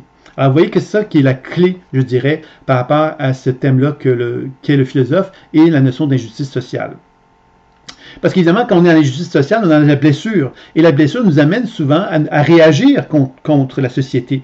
Alors, ça peut nous amener effectivement, donc, le sectarisme ou être réformateur, à être un peu rebelle, à vouloir se venger de la société. Et c'est ça, quelque part, qui va générer des problèmes par la suite. Vous comprenez? Alors, c'est ça un petit peu qui est les pièges qu'on peut rencontrer lorsqu'on est un philosophe et qu'on expérimente l'injustice sociale. La dernière blessure émotionnelle dont je voulais vous parler, c'est l'injustice spirituelle, qui est donc reliée au chakra couronne, sommet de la tête, et qui, pour moi, est reliée au spirituel, qui est donc l'être aligné, c'est-à-dire l'être aligné avec sa propre mission de vie spirituelle, c'est-à-dire l'être humain qui a compris la raison d'être de son existence et qui cherche à répondre à cette raison d'être d'existence-là, sans se préoccuper à savoir si cette mission de vie qu'il a adoptée, elle va lui permettre de réussir ou pas réussir ou quoi que ce soit. Il est plus du tout là-dedans. Il est vraiment dans un rapport d'alignement avec sa dimension spirituelle. Il a vraiment un désir de vraiment collaborer avec elle d'une façon très intense et très forte. Et tout le travail qu'il va chercher à développer va être beaucoup en liaison avec cette idée de comment je peux incarner ma spiritualité, mon âme, ma mission de vie, mon soi supérieur. C'est beaucoup l'objectif qu'il va se fixer en tant que spirituel équilibré. Quand on regarde maintenant la blessure émotionnelle qui peut être associée au spirituel, c'est l'injustice spirituelle. C'est-à-dire qu'un être spirituel peut naître sur Terre puis avoir l'impression justement que la vie est contre lui. C'est-à-dire qu'il a beau avoir un certain cheminement spirituel, il a beau avoir une certaine connaissance spirituelle, il a beau chercher à l'appliquer, il semble finalement que la vie ne lui ouvre pas les portes. C'est-à-dire que la vie ne lui ouvre pas les portes. Il arrive à vouloir développer quelque chose qui lui apparaît comme étant juste, et il ne parvient pas à le faire parce que, à quelque part, la vie lui ferme les portes. Il y a plein de circonstances qui font qu'on ne lui permet pas de pouvoir s'épanouir en tant qu'être spirituel comme il le souhaiterait, comme il le voudrait. C'est là qu'il y a une forme d'injustice spirituelle qui va en résulter, et ça va entraîner évidemment une blessure, un blocage au niveau du chakra couronne, et ce blocage-là va entraîner deux types de comportements, l'hypo et l'hyper, comme tous les autres. Hein. Dans le cas de l'hypoactivité, on va retrouver à ce moment-là ce qu'on appellerait donc le disciple. Hein? L'hypoactivité va entraîner donc le disciple, celui justement qui se retrouve dans une position où il accepte de se conformer à un savoir spirituel autre que le sien pour devenir un disciple. Et ce disciple-là, bien évidemment, va devenir donc un être qui va être vraiment au service de quelqu'un qui a la connaissance, qui a le savoir, etc. Donc, l'être spirituel va trouver sa mission de vie à travers donc un autre être humain spirituel qui, lui, a trouvé son chemin, et il va donc se greffer à cet autre être humain-là pour pouvoir entreprendre un chemin qui lui conviendra. Donc, c'est le disciple qu'on retrouve dans les grands mouvements spirituels. On sait que, par exemple, en Inde, avec les gourous, les gourous ont donc des disciples, et ces disciples-là sont des gens qui ont choisi de suivre ce gourou-là parce qu'ils ont reconnu que ce gourou-là avait une mission de vie, un regard, un choix, un chemin qui correspondait parfaitement à ce qu'ils étaient, eux. Donc, vous voyez que ça, c'est une réponse qu'on peut retrouver dans cette idée de la voie spirituelle qui est en soi. Alors évidemment, cette voie spirituelle du disciple, bien évidemment, c'est la clé du disciple, c'est de ne pas perdre son individualité, de ne pas perdre à quelque part sa propre capacité justement à reconnaître sa propre voie spirituelle à lui. Alors ça, c'est quelque chose qui évidemment est un défi à quel il doit faire face tout au long de ce processus d'apprivoisement de la vie qu'il a en lui. L'hyperactivité, lui, va entraîner donc une état énergétique très fort dans le chakra couronne, et ça va entraîner donc ce qu'on appelle la révolte. La révolte, c'est celui justement qui se dit, ben moi, quelque part, je n'accepte pas que la vie, que la spiritualité me donne pas quelque part ce que je mérite. Et là, évidemment, ça peut entraîner donc des révoltes, hein, quelque part où on va refuser justement ce que la vie nous donne, et on va se révolter contre elle, et on va avoir envie, effectivement, de vouloir prendre notre vie en main. Alors, c'est là qu'évidemment, on peut parler des pièges de l'ego. Les pièges de l'ego, c'est que quand on est dans cet état de révolte-là, c'est bien évident que toute cette voie spirituelle qu'on avait développée, ben, on peut effectivement se faire manipuler par notre ego qui, lui, va vouloir prendre notre vie en main. Et en prenant notre vie en main, ben, il va effectivement adapter à quelque part ce qu'il a acquis comme savoir spirituel dans un contexte égoïque. Et c'est là qu'on peut constater effectivement que dans ces contextes-là, il peut y avoir vraiment des gens qui ont, malgré un cheminement spirituel très élevé, vont faire des choses qui sont inacceptables.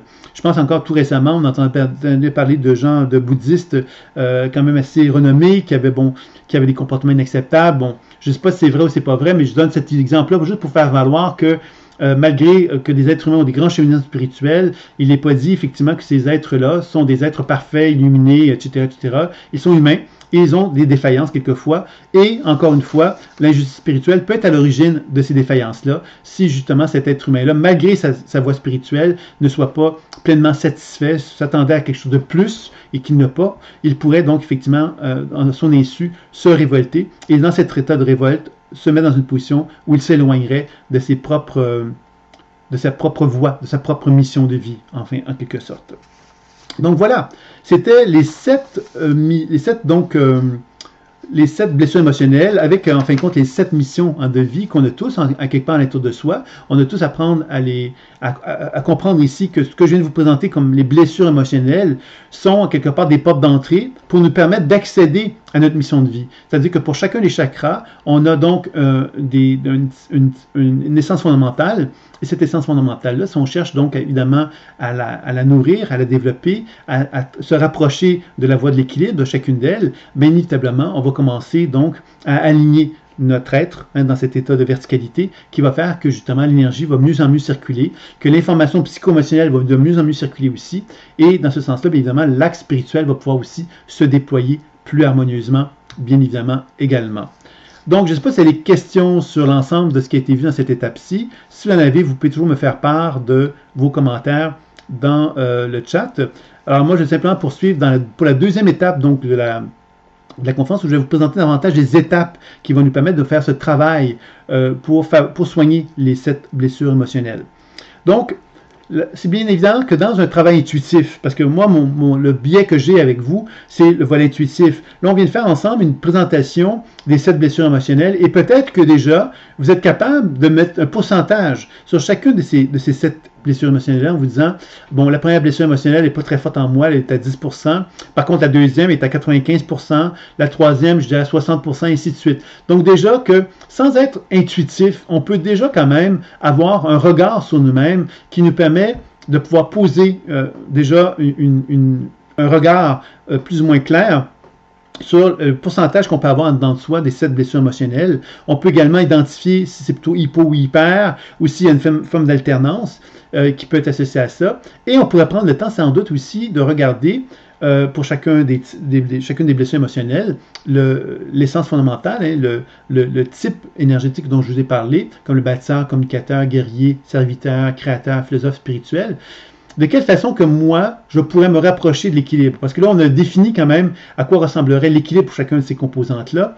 À partir du moment que j'ai des composantes émotionnelles fortes, une blessure émotionnelle qui est forte en dedans de moi, de quelle façon que je pourrais commencer justement à poser un regard sur ma mission de vie pour que je puisse donc davantage me devenir conscient de ce que je peux faire moi régulièrement pour me rapprocher, équilibrer, m'ajuster, m'harmoniser à cette nature fondamentale qui est en moi. Ainsi, par exemple, si c'est le bâtisseur, bien évidemment, qu'est-ce que je peux faire moi pour que je puisse davantage m'harmoniser à ma nature de bâtisseur, qui est une nature qui me permet de me réaliser dans le monde de la matière, par exemple. Donc, vous voyez, c'est des réflexions que vous pourriez faire sans passer nécessairement par une voie intuitive, mais plus par une voie de réflexion. C'est pas une mauvaise voie, hein? c'est une voie qui pourrait être intéressante à explorer. C'est pour ça que je vous en parle. Et si vous avez envie, évidemment, de me témoigner de ce que vous avez eu comme réflexion, vous pourriez me le faire savoir. Et je vous inviterai donc de l'inscrire dans le site YouTube, dans le canal Pleine Conscience Intuitive, lorsque la conférence sera donc présentée. Elle sera en replay. Donc, vous pourrez effectivement donner des commentaires si vous en avez envie. Ça me fera plaisir même d'y répondre, bien évidemment. Donc, maintenant, pour les étapes concernant favorisant la guérison des 7 blessures émotionnelles, la première étape, elle est évidente, et je viens de vous en parler, c'est l'identification à la blessure émotionnelle. Alors, l'identification à la blessure émotionnelle peut se faire par diverses voies. La première voie, c'est celle que je viens de vous décrire, c'est-à-dire que par déduction, par réflexion, par la connaissance qu'on a de nous-mêmes, on peut arriver donc à déterminer la blessure émotionnelle qui est en nous. Alors, ça, c'est une façon de faire. La deuxième façon de procéder, c'est vraiment plus par la pleine conscience intuitive. Par exemple, Émilie qui me dit comment connaître ma nature profonde, ben c'est justement connaître sa nature profonde, ça demande c'est une voie spirituelle dans laquelle qu'on applique inévitablement quand on veut parler de la nature profonde d'un être humain. Puisque cette nature profonde, elle n'est pas quelque chose d'intellectuel, c'est pas quelque chose qui réfléchit, c'est plus quelque chose qui est de l'intérieur et qui est relié donc à la lumière qui est en soi.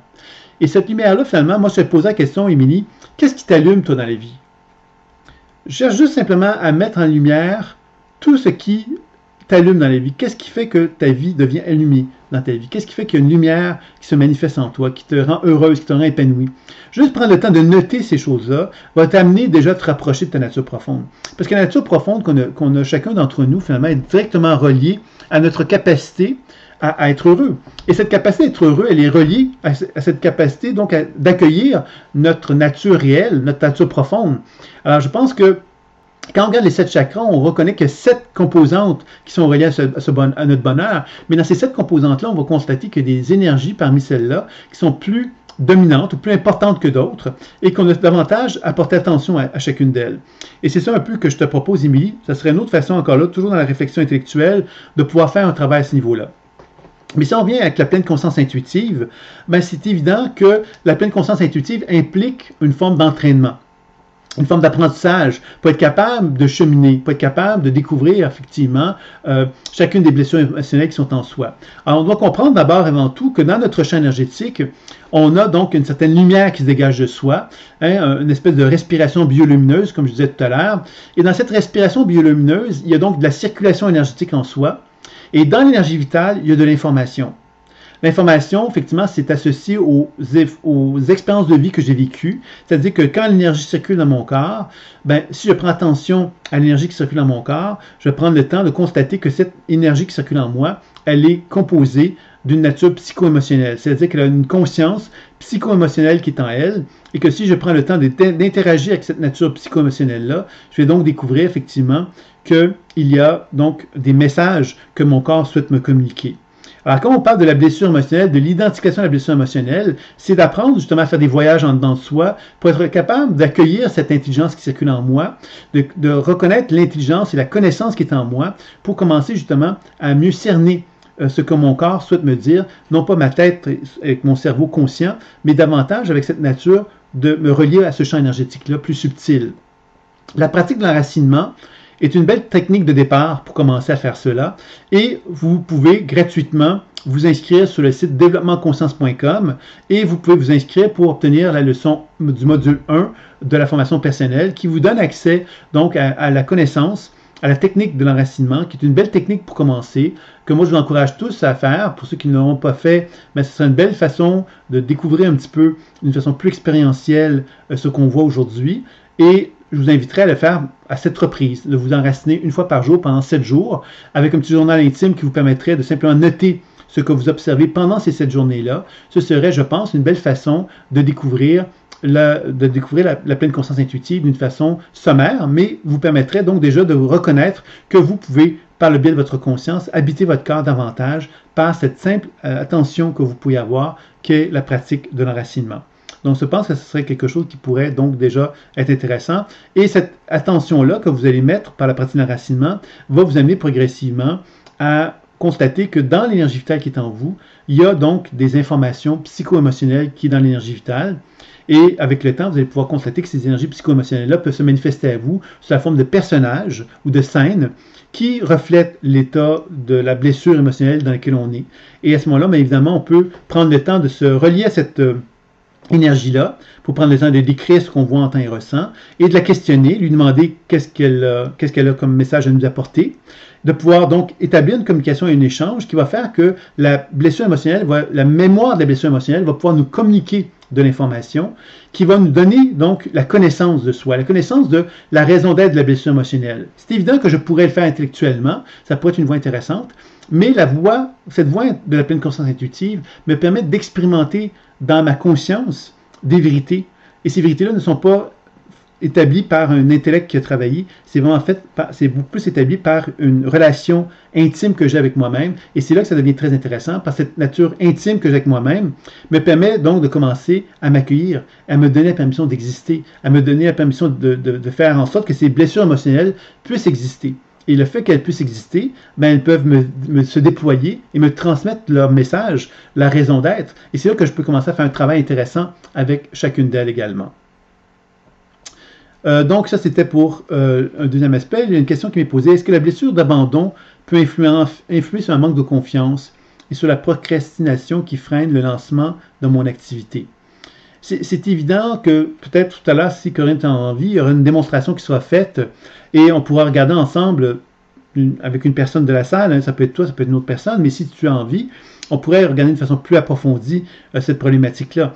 Mais c'est certain que la blessure de l'abandon peut influencer sur à peu près n'importe quoi. On a vu que la blessure de l'abandon peut entraîner une forme de dépendance ou d'indépendance au départ. Alors, c'est certain que la dépendance, hein, le manque de confiance, la dépendance, ça va être beaucoup ça. Hein. Je suis dépendant des autres parce que je n'ai pas confiance en mes capacités, en mes ressources. La procrastination, je ne fais rien parce que je n'ai pas confiance en ma capacité de faire, justement, et je m'attends que les autres fassent pour moi. Alors, c'est là qu'on commence à développer une forme de dépendance, une dépendance envers des attentes qu'on peut avoir avec les gens. Donc, Corinne, ça peut être intéressant pour toi de questionner c'est quoi les attentes que tu as. Hein, si tu ne fais rien, tu procrastines, ben, tu t'attends à quoi? Tu t'attends-tu à ce que tu vas réussir tes activités? Penses-tu qu'un jour tu vas les lancer tes activités si tu fais rien? Alors, ça serait intéressant pour toi de réfléchir là-dessus, puis de prendre le temps de voir qu'est-ce qui est derrière. C'est quoi qui est le besoin qui est derrière? Quand tu procrastines, c'est quoi le besoin? Il y a un besoin qui est derrière ça. Là. Alors, c'est ça un peu quand je vous parle d'identifier la blessure émotionnelle et de comprendre la blessure. Bien, identifier la blessure émotionnelle, c'est de comprendre la raison d'être de la blessure émotionnelle. Et comprendre la blessure, c'est de comprendre justement en profondeur toute la composante psycho-émotionnelle, toute la douleur qui est derrière ça, et de commencer effectivement à entreprendre un travail de déprogrammation. Hein, ce travail de déprogrammation est si cher à la pleine conscience intuitive. J'en ai déjà parlé longuement pour ceux qui assistent à des conférences avec moi. Et c'est un thème que même dans l'enseignement, je constate que beaucoup d'étudiants ont de la difficulté à appliquer. En même temps, c'est super simple. On comprend évidemment que lorsqu'on se met en relation avec une blessure émotionnelle qui se manifeste à nous sous la forme d'images, de sensations ou de mots comme étant une mémoire psycho-émotionnelle qui est présente et que je prends le temps de la décoder, de comprendre sa raison d'être, je constate qu'à un moment donné, je peux arriver à la déprogrammer, c'est-à-dire en lui donnant ce qu'elle a besoin pour ne plus être limitée dans sa programmation. Et ça veut dire quoi? Ça veut dire que par mon intention, par ma créativité, je peux créer dans mon énergie ce qu'elle me demande et le lui donner. Ça veut dire quoi? Ça veut dire que je crée dans ma conscience une énergie vitale, vraiment une énergie, et cette énergie, je vais ensuite la transmettre à la mémoire émotionnelle, comme si j'allais lui transmettre de l'information psycho-émotionnelle qui réponde à ses besoins. Et cette transformation-là va faire que la mémoire en question va réagir à ça d'une façon différente, parce qu'elle ne sera plus prisonnière de la programmation qui était présente, et elle va commencer à me montrer une nouvelle expression d'elle-même. Et cette nouvelle expression d'elle-même va me montrer le chemin qui va me permettre de pouvoir transformer ma vie, de m'aligner à ma vie, de pouvoir m'équilibrer davantage. Alors, vous voyez que la déprogrammation est une étape fort importante quand on veut faire un travail sur la déprogrammation, parce qu'elle nous permet justement de nous rendre de plus en plus conscients que la blessure émotionnelle qui se présente à nous, elle cache quelque chose. Elle cache quelque chose qui est simplement de l'ordre, effectivement, d'un potentiel évolutif qui est en moi que je n'avais pas vu parce que j'étais trop identifié à ma blessure émotionnelle. Alors ça va être quelque chose qui va être vraiment très important à pouvoir faire comme travail pour pouvoir cheminer, je dirais. Alors toi, bon, donc on va y revenir. Alors, ça c'était pour la déprogrammation d'une mémoire, d'une blessure. Donc évidemment, à travers cette action-là, il va y avoir des transformations qui vont me permettre donc de pouvoir commencer à constater que je suis en train d'accéder à un potentiel évolutif. Ce potentiel évolutif, c'est que plus la mémoire se déprogramme, plus elle me montre le chemin d'un potentiel évolutif qui est en moi. Et plus ce potentiel évolutif est en moi, mais plus évidemment, mon cerveau commence à s'ouvrir à cette nouvelle façon de me voir, de me comporter. Et souvent, qu'est-ce qui va être proposé d'ailleurs? C'est une programmation. Ce sont des techniques de programmation dans lesquelles on va développer une phrase clé, une phrase que j'appelle une phrase mantra. Par exemple, si on vient avec l'image, par exemple, si je prends l'image de l'abandon et que je prends l'idée quelque part de la confiance, je prends conscience qu'en faisant la déprogrammation sur mon abandon et mon manque de confiance, je constate que j'ai un grand désir d'affirmation et que cela me rend très heureux. Ma phrase mantra pourrait être ceci, ça pourrait dire « Moi, Sylvain, je m'affirme et je suis heureux. » Alors, je m'affirme, ça veut dire quoi? Ça veut donc dire quelque part que ça sous-entend que je vais, donc, avec cette phrase mantra-là, donc, soutenir un travail que je vais répéter 15 fois par jour, 15 fois, 3 fois par jour devant le miroir, par exemple, et je vais en plus de ça mettre un plan d'action. C'est-à-dire que quand je dis je m'affirme dans le présent, la phrase que je dis dans le présent, même si je ne m'affirme pas présentement, je m'affirme dans ma phrase mantra pour vraiment actualiser ça au plus possible dans le présent. Et ensuite, je mets un plan d'action qui va me permettre justement de définir de quelle façon que je peux m'affirmer aussi dans mon concret et je cherche à le faire d'une façon régulière et continue. Alors, c'est là qu'on peut arriver tout doucement, donc, à vraiment devenir de plus en plus conscient d'une transformation de plus en plus importante. Et il y a des questions qui me sont posées, je vais y revenir, ça ne sera pas très long, je vais juste peut-être terminer la présentation avant. Alors, l'autre aspect qui va être important par rapport à ça, qui touche peut-être les questions qui me sont posées aussi, c'est que lorsqu'on fait un travail de déprogrammation, qu'on fait ce travail de programmation après avoir déprogrammé justement, on est en train de constater quelque part qu'on est en train de construire quelque chose qui nous amène normalement à quelque chose de très motivant. Parce qu'effectivement, on est en train de constater que la phrase mantra nous incite à commencer à voir qu'on est en train de faire un changement, qu'on est en train d'installer le plan d'action aussi, etc. Maintenant, si on constate qu'on n'est pas capable de faire ça, c'est peut-être parce qu'on a une charge émotionnelle, on est finalement encore prisonnier d'une charge émotionnelle. Prisonnier d'une charge émotionnelle, ça veut dire quoi? Ça veut dire que j'ai en moi quelque chose que je n'ai pas libéré. Alors, la libération émotionnelle, ça va être un autre élément qui va être important dans l'enseignement que je donne, parce que la libération émotionnelle va consister justement à constater que les charges émotionnelles qui sont en moi, je peux travailler dessus en faisant un travail de personnaliser ces charges émotionnelles-là vers l'extérieur. De les théâtraliser, pourrait-on dire ça comme ceci. Il y a une technique que moi j'utilise beaucoup dans l'enseignement, qui est une technique quelque part qui vient du Gestalt, de Gestalt thérapie. C'est une technique où on va simplement avoir une chaise et on va simplement projeter une charge émotionnelle qui est en soi, dans notre perception imaginaire, sur la chaise. Et moi, en tant qu'intervenant, en tant que thérapeute, je vais assister mon partenaire en observant qu'est-ce que moi je perçois qu'elle a mis sur la chaise et je vais lui demander qu'est-ce qu'elle a perçu là-dessus. Et il y a donc un travail de jeu de rôle qui va se faire. Et ce jeu de rôle-là va permettre justement un travail de libération émotionnelle qui est très puissant à prendre forme. Moi, j'ai assisté des gens, puis je peux vous dire, ça peut aller très loin dans la libération émotionnelle. Et souvent, cette libération émotionnelle-là va permettre par la suite à la personne de pouvoir justement renouer contact avec une plus grande espace, justement, pour permettre au changement que je viens de vous décrire de se manifester. Alors souvent, la charge émotionnelle va empêcher ce travail de prendre forme. Donc, c'est pour ça qu'il y a des techniques de libération émotionnelle qui peuvent être fort intéressantes pour permettre ce travail de dégagement aussi. L'autre aspect qui va être intéressant également, c'est les soins énergétiques. Alors évidemment, on pourrait dire les soins énergétiques, qu'est-ce que ça vient faire dans un travail psycho-émotionnel? Il faut bien se comprendre que je l'ai dit tantôt que l'énergie vitale, lorsqu'elle circule moins bien, elle va donc entraîner une perturbation et cette perturbation énergétique-là va donc être colorée par une conscience psycho-émotionnelle. C'est-à-dire qu'on ne peut pas dire que le désordre vient par l'énergie ou par le psycho-émotionnel, on peut juste dire que c'est deux perturbations qui sont vraiment reliées l'une à l'autre et que le travail va consister à travailler sur la nature psycho-émotionnelle par la déprogrammation de la mémoire et par la libération émotionnelle, s'il le faut, mais aussi de travailler sur le soin énergétique pour rééduquer les cellules du corps, la lumière, redonner de la lumière dans des régions du corps qui ne sont plus habituées à recevoir de la lumière. C'est un peu comme si on allait rétablir les flux énergétiques de cette façon-là. Et en faisant cela, on va permettre justement à notre corps de renouer contact avec une vitalité plus importante et qui va lui permettre aussi, par cette vitalité plus importante, de nous transmettre de nouveaux signaux qui vont être davantage en harmonie avec soi. Alors, vous voyez, ça, c'est un autre élément qui va être fort important, qu'on va chercher donc à mettre en place. Et on va combiner ça, le soin psycho-énergétique, évidemment, avec des techniques de décodage intuitif et de déprogrammation pour vraiment le faire en conscience, pour vraiment être capable de donner à notre partenaire ou à nous-mêmes tout ce dont nous avons besoin pour personnaliser le soin au maximum. Pour pas faire un soin à l'aveugle que j'appelle. Le soin à l'aveugle, c'est quelque chose où on dit, bon ben, je t'ai fait un soin, je sais pas ce qui s'est passé, tu dois te sentir mieux. Ça, c'est un soin à l'aveugle. On n'a pas eu conscience de l'interaction qu'on avait avec notre partenaire. Dans la pleine conscience intuitive, on cherche beaucoup à développer un état de pleine conscience intuitive dans le soin.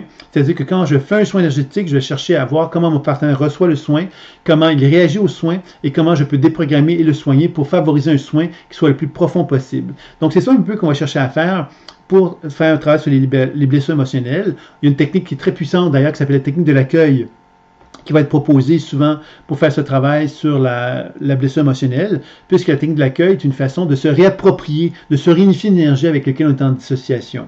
Donc, quand on le fait sur soi, ben, on va, avec la technique de l'accueil, chercher à se réunifier cette énergie psycho-émotionnelle pour changer tout doucement le travail que l'on a effectué avec elle. Donc, vous voyez qu'il y a quelque chose de très valable qui se fait à travers toutes les étapes que je viens de vous nommer. Bon, on arrive évidemment à une qualité d'action thérapeutique qui est très, très intéressante parce qu'on commence vraiment à constater qu'on a tous les outils. Alors, si on travaille sur soi, ben, on va voir qu'il y a des problèmes qu'on va rencontrer, ben, on a les outils. Et on peut évidemment consulter au besoin si on ressent le besoin. Et si on le fait sur un partenaire, on est un thérapeute, ben, on a tous les outils pour pouvoir accompagner notre partenaire de façon très efficace également à travers ce cheminement-là. Donc, pour faire une petite rétrospective de ce qui a été dit, première étape, c'est donc on va évidemment donc chercher à identifier la blessure émotionnelle. Donc, la pleine conscience intuitive va nous permettre donc d'être capable d'identifier la mémoire, la nature de la mémoire psycho-émotionnelle qui est présente, de comprendre sa raison d'être, de pouvoir justement comprendre la nature de sa raison d'être, justement. Ensuite, la deuxième étape va consister justement à déprogrammer la blessure émotionnelle en faisant un travail de déprogrammation, en donnant à la mémoire tout ce dont elle a besoin pour se libérer. Ça, c'est un deuxième élément qui va être fort intéressant. Le troisième élément va être la programmation du potentiel évolutif, c'est-à-dire qu'on va chercher par une phrase mantra à donner à actualiser un potentiel évolutif le plus possible en le répétant vraiment très très souvent, très régulièrement, en se regardant du miroir et le répétant 15 reprises 3 fois par jour, en actualisant au présent la phrase, en présentant une phrase qui est au présent, non pas au futur, mais comme si c'était déjà accompli. Ça va être une chose importante. On va évidemment observer la blessure si on a besoin de libérer des émotions. Ça va être un autre élément. La libération émotionnelle va être un autre élément important qui pourrait être à faire, qui va permettre donc de créer de l'espace pour que justement, dans notre chaîne énergétique, on puisse vraiment accueillir de la nouvelle énergie, ce qui va nous amener par la suite aux soins, qui va nous permettre donc de recevoir une nouvelle énergie, qui va nous donner l'opportunité de sentir vraiment une réorganisation psycho-émotionnelle de notre être. Et puis évidemment, on pourra mettre en place un plan d'action qui pourra soutenir le changement qu'on cherche à manifester tout au long du processus.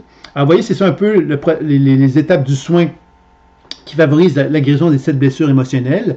Maintenant, s'il y a des questions, des interrogations, des choses comme ça, on pourrait peut-être y aller, puisque le temps passe et que je voudrais quand même pas que ce soit trop long. Donc, je vais peut-être m'arrêter ici et regarder un petit peu les questions qui vont me permettre peut-être d'approfondir les éléments que j'aurais peut-être encore à vous transmettre. Donc, il y a des questions ici que je n'avais pas répondu. Sans doute la peur de réussir. Donc, c'est Corinne qui me dit que la blessure d'abandon l'amène à un manque de confiance et de procrastination. Et elle me dit sans doute la peur de réussir et du coup d'avoir de trop grands changements dans ma vie. Alors ça veut dire quoi, Corinne? Ça veut donc dire quelque part petits pas. Quand on fait des petits pas, on ne fait pas des grands changements, on fait que des petits changements. Et ces petits changements-là, quelque part, nous amènent à concevoir que la réussite peut se faire sans faire les gros changements, puisque les gros changements peuvent nous faire peur. Donc on a peut-être justement à envisager quelque part davantage cette notion de petits pas, de sécurité, de se faire confiance à l'intérieur de ces petits pas-là pour que justement on puisse progressivement favoriser des changements qui vont être plus en harmonie avec soi. Mireille qui me demandait, est-ce que lorsqu'on n'a plus envie, cela peut venir de quoi? Bien, le plus envie, à quelque part, signifie effectivement, tantôt on a parlé de l'état hyperactif et hypoactif. Vous pouvez imaginer que si ça fait des années très longtemps que vous êtes dans un état hypoactif ou hyperactif, bien, vous êtes tombé inévitablement dans une forme de surcharge. Et si vous êtes resté très longtemps, vous êtes tombé dans un état d'épuisement.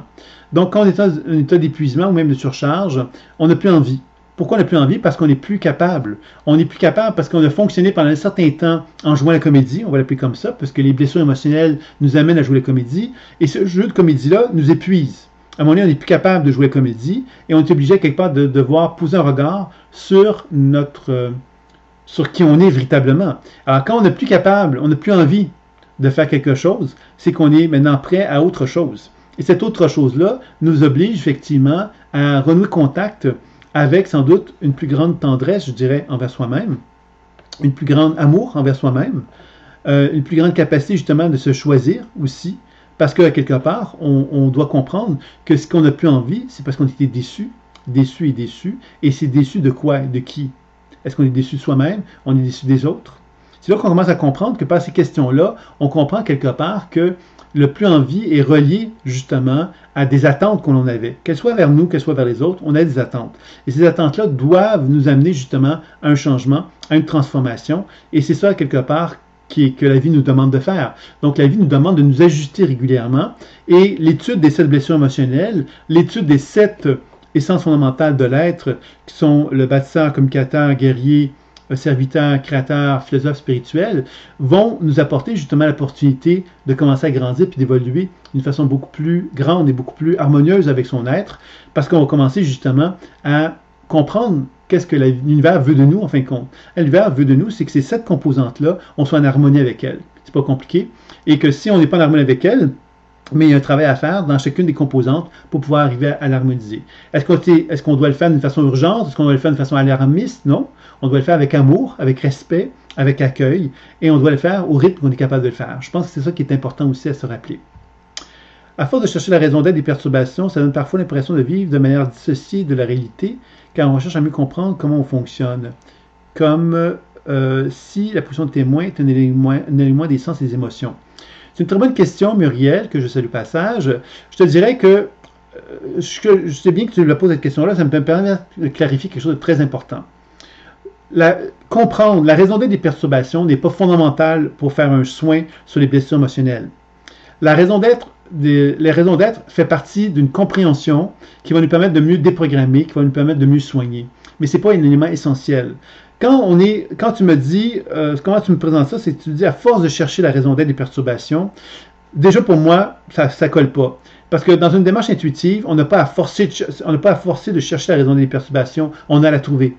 Dans le processus intuitif, on trouve des choses, dans la facilité et dans l'harmonisation. Et si on est dans un effort pour la trouver, c'est qu'on fait trop d'efforts. On n'a pas à faire d'efforts. Dans le processus intuitif, il y a quelque chose dans lequel on doit faire confiance. Faire confiance, c'est de pénétrer dans un univers qui, lui, va nous amener vers l'illumination, va nous amener vers l'éclairage, va nous amener vers la compréhension. Et si on n'est pas dans cet état-là, on risque effectivement de se retrouver dans un état d'effort où on cherche effectivement de façon éperdue à comprendre les choses. Et là, on n'est plus dans un processus intuitif, on est beaucoup plus dans un processus d'effort et intellectuel. Et c'est bien que tu me poses la question parce que c'est important de bien nuancer les choses. Quand je vous dis de questionner, je ne vous dis pas de questionner à outrance. Je ne vous dis pas quelque part qu'il faut questionner tout le temps. Je vous dis quelque part qu'il faut faire confiance au processus intuitif et que le questionnement nous sert à donner de la place pour que le processus intuitif s'émerveille, se manifeste, émerge en nous. Et que s'il n'émerge pas, on doit simplement passer à l'étape suivante. L'étape suivante étant la déprogramation, les soins. On doit ne pas se laisser prendre par le sentiment d'obligation de passer absolument par la connaissance, parce que ce serait vraiment dommage. On se priverait de quelque chose à ce moment-là. Je ne sais pas si j'ai répondu à ta question, Muriel. Il y a Corinne qui me dit « Je travaille comme infirmière, et actuellement j'ai l'impression que je m'éloigne de tout ce qui peut être source de conflit. » Fonctionnement, tension entre collègues. Est-ce que ça fait partie du côté hypo ou est-ce que c'est du lâcher-prise? Tu vois, Corinne, ça c'est une question piège que j'appelle. En fin de compte, il faut comprendre une chose là-dessus.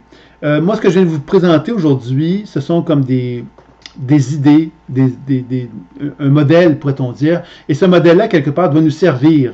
Il ne doit pas nous emprisonner dans quelque chose. Quand tu me poses la question, pour moi, c'est un risque d'emprisonnement que tu me proposes. Si je te disais qu'effectivement, c'était un côté hypo ou un côté hyper, je te donnerais un concept intellectuel. Moi, ce que j'aimerais, en fin de compte, c'est que tu puisses justement davantage te faire confiance. moi, je me disais quelque part, tu t'éloignes. Donc, ça veut donc dire quelque part que tu t'éloignes des sources de conflit. Maintenant, on peut s'éloigner des sources de conflit pour diverses raisons. Alors, on peut s'éloigner des sources de conflit parce qu'on en a peur, parce que quelque part, on craint les conflits, tout simplement. On peut le faire par maturité aussi. On a compris quelque part que les sources de conflit qu'on a vécues récemment nous ont amenés à être confrontés à des problèmes. Ces problèmes n'ont rien amené de positif. Donc, on s'est simplement dit, mais voilà, je me retire, j'ai plus envie de me mêler à ces conflits-là parce que ça ne m'apporte pas rien de positif. Alors, tu vois, c'est là qu'à quelque part, on doit comprendre justement le sens des actions que l'on pose. Hein, Corinne, si tu me dis que tu as l'impression que tu t'éloignes de tout ce qui peut être conflit, ou source de conflit, ça veut donc dire qu'il y a un choix que tu es en train de faire. Et ce choix-là, quelque part, peut être fait dans un sens simplement de répétition, ou peut être fait en conscience. Et s'il est fait en conscience, mais moi je te dirais, nomme la conscience qui est là. Nomme la conscience qui est présente dans le changement que tu es en train de faire. Et c'est là que ça va t'amener toi à devenir plus conscient de ce qui est là et être capable justement de donner beaucoup plus de valeur à ce que tu fais présentement. Alors que là, évidemment, si on reste dans un contexte intellectuel, savoir ce côté hypo, ou est-ce que c'est du lâcher-prise, là, on est dans une réflexion. Moi, je te réfère à tes tripes. Tes tripes, c'est-à-dire ton corps. Qu'est-ce que tes tripes te disent? Est-ce qu'elles te disent à quelque part que tu es en train de t'éloigner parce qu'à quelque part, tu es en train de t'infantiliser, ou est-ce que tu es en train de devenir un adulte? Moi, c'est la question que j'aimerais que tu me répondes, Corinne, si tu as la chance de pouvoir me le faire.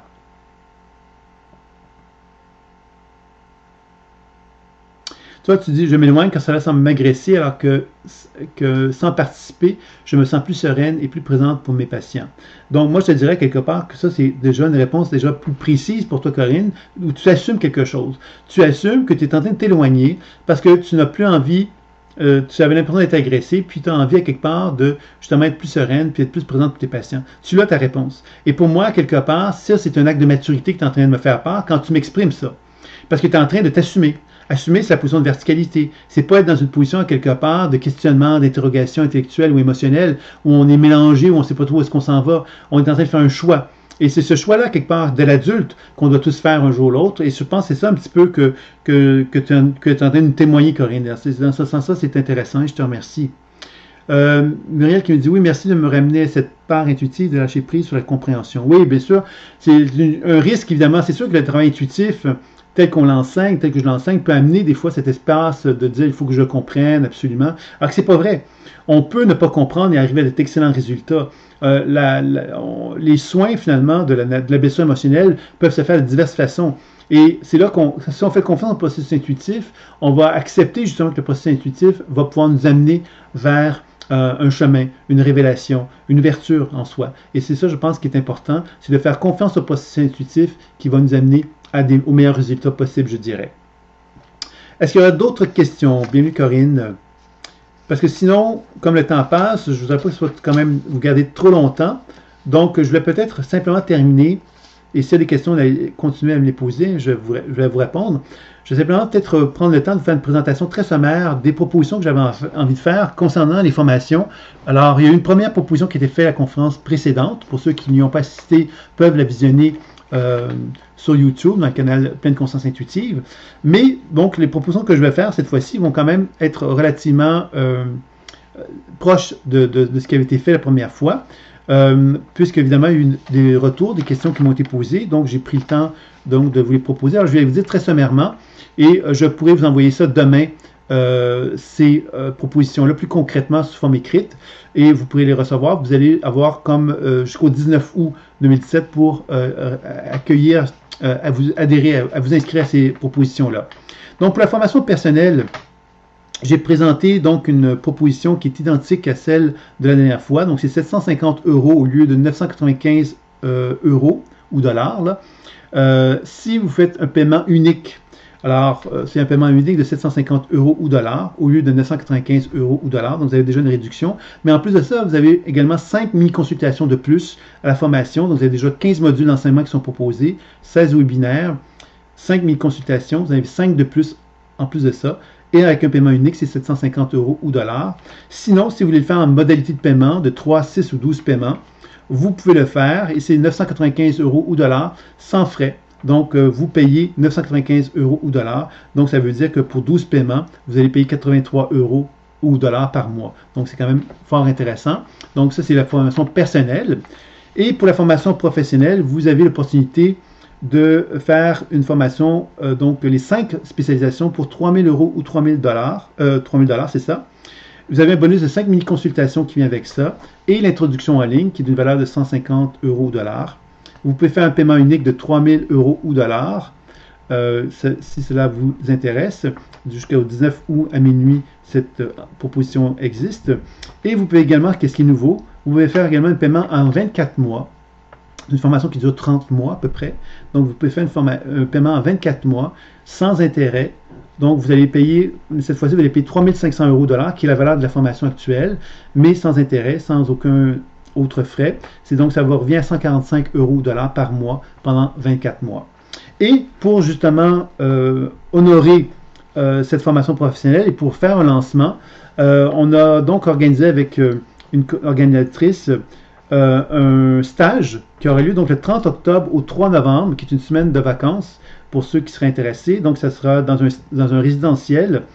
Et ça va être un spécial, c'est une multiconscience thérapie, transformation, éveil. C'est la première spécialisation de la formation professionnelle qui est proposée. Cette spécialisation-là se veut un survol de tout l'enseignement qui est donné, donc des 5 spécialisations. Donc, vous allez voir vraiment à travers cette spécialisation-là tous les grands éléments de cela, donc de la formation. Et vous avez un prix fort intéressant, c'est 600 € pour la formation, le stage d'enseignement. Mais en plus, d'ici le 19 août à minuit, vous avez une introduction en ligne qui est gratuite, 2 modules d'enseignement en ligne sur les chakras qui sont associés donc à ce stage-là, qui vous sont proposés également. Et vous avez également une supervision qui est une valeur de 150 € qui est également offerte. Alors, tout l'ensemble de ça, ça vaut aussi 900 € en dollars, 900 € ou dollars, la valeur réelle de tous les cadeaux que je viens de vous faire. Et on vous le fait donc à 600 € d'ici, donc, le 19 août à minuit. Et ce stage-là, si vous le faites, ben, vous pourrez donc bénéficier ensuite de la formation professionnelle par la suite, si cela vous dit, et même aux conditions qui vous sont offertes actuellement. Donc, si vous vous inscrivez pour le stage, ça peut être une belle occasion pour vous ensuite de poursuivre avec la formation professionnelle avec justement les mêmes conditions que celles qui sont nommées ici. Donc voilà, c'était en quelque sorte les propositions que j'avais à vous faire. Vous allez recevoir donc un petit newsletter pour vous faire un rappel de toutes ces idées-là demain et ça vous permettra donc de revenir là-dessus si vous avez envie. Je vais peut-être finalement prendre le temps de répondre aux questions maintenant pour ceux qui auraient des questions à faire. Donc, la question qui m'était posée ici, la dernière, c'est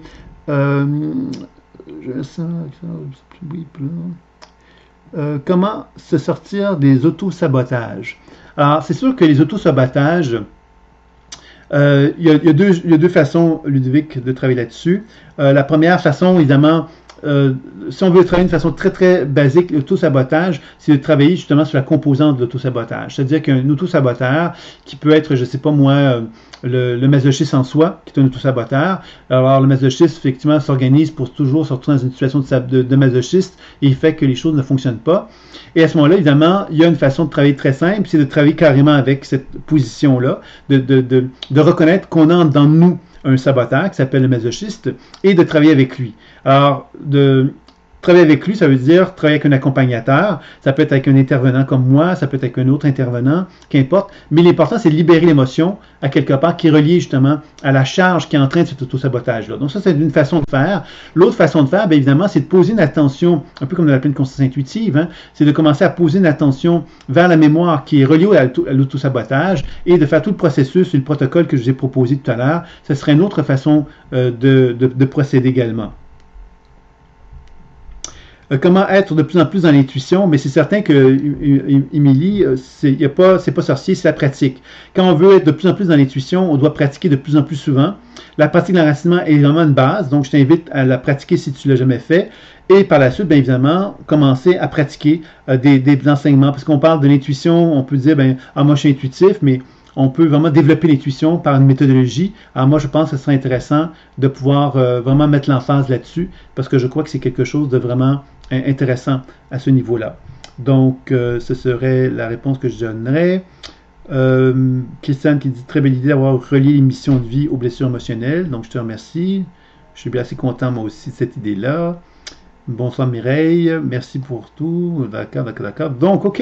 Alors, je pense que on a fait un petit peu répondre à toutes les questions. Et maintenant, je fais toujours une petite démonstration. Alors, je suis conscient évidemment que le temps passe. Alors, s'il y a quelqu'un qui a envie que je fasse une petite démonstration, ben, on pourrait terminer avec ça. Donc, c'était quelque chose que j'avais prévu.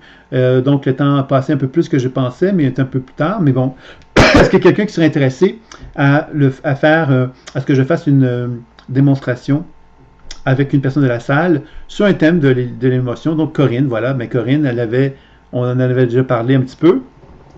Juste vérifier quelque chose. OK, voilà. Donc, OK. Alors, Corinne, donc, est-ce que tu as un thème émotionnel sur lequel tu aimerais qu'on regarde plus particulièrement?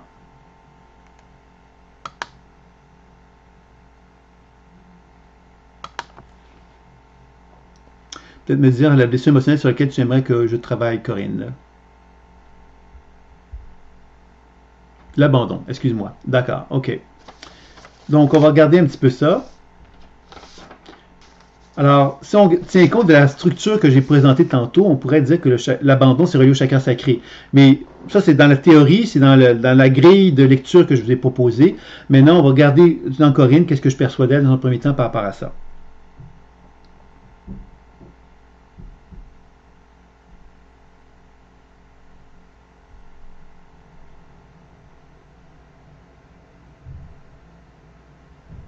Tu vois, la première chose que je te dirais, Corinne, par rapport à ça, c'est que, effectivement, ça s'apparente pas mal au chakra sacré quand même, ce qu'on perçoit, mais ça s'apparente également à tout le bas du corps, hein, ça touche donc les jambes, le bassin, etc.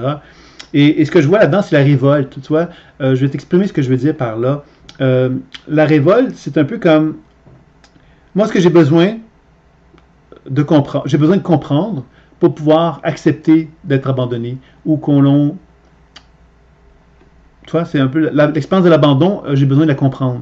C'est un peu comme si je sentais que tu avais besoin de parler avec des gens qui pouvaient te faire expérimenter un abandon, mais tu avais besoin de comprendre pourquoi ils se comportent de certaine façon, pourquoi ils se comportent afin de favoriser cet abandon-là. Ça, c'est ça un petit peu que je perçois de ça, Corinne. Je ne sais pas ce que tu en penses, toi, de ça. Ça implique donc que tu as besoin de discuter avec des gens pour te réapproprier un certain pouvoir par rapport à l'idée de te dire, ben, tu dis, je vis une expérience d'abandon, je veux comprendre quelle est la raison d'être de ce comportement-là qui se manifeste, que moi, je juge comme étant pas acceptable pour moi. Alors, c'est une façon intéressante pour nous de s'assumer. Et ça serait intéressant peut-être de regarder ça comme ça. Je ne sais pas ce que tu en penses, Corinne, de ça.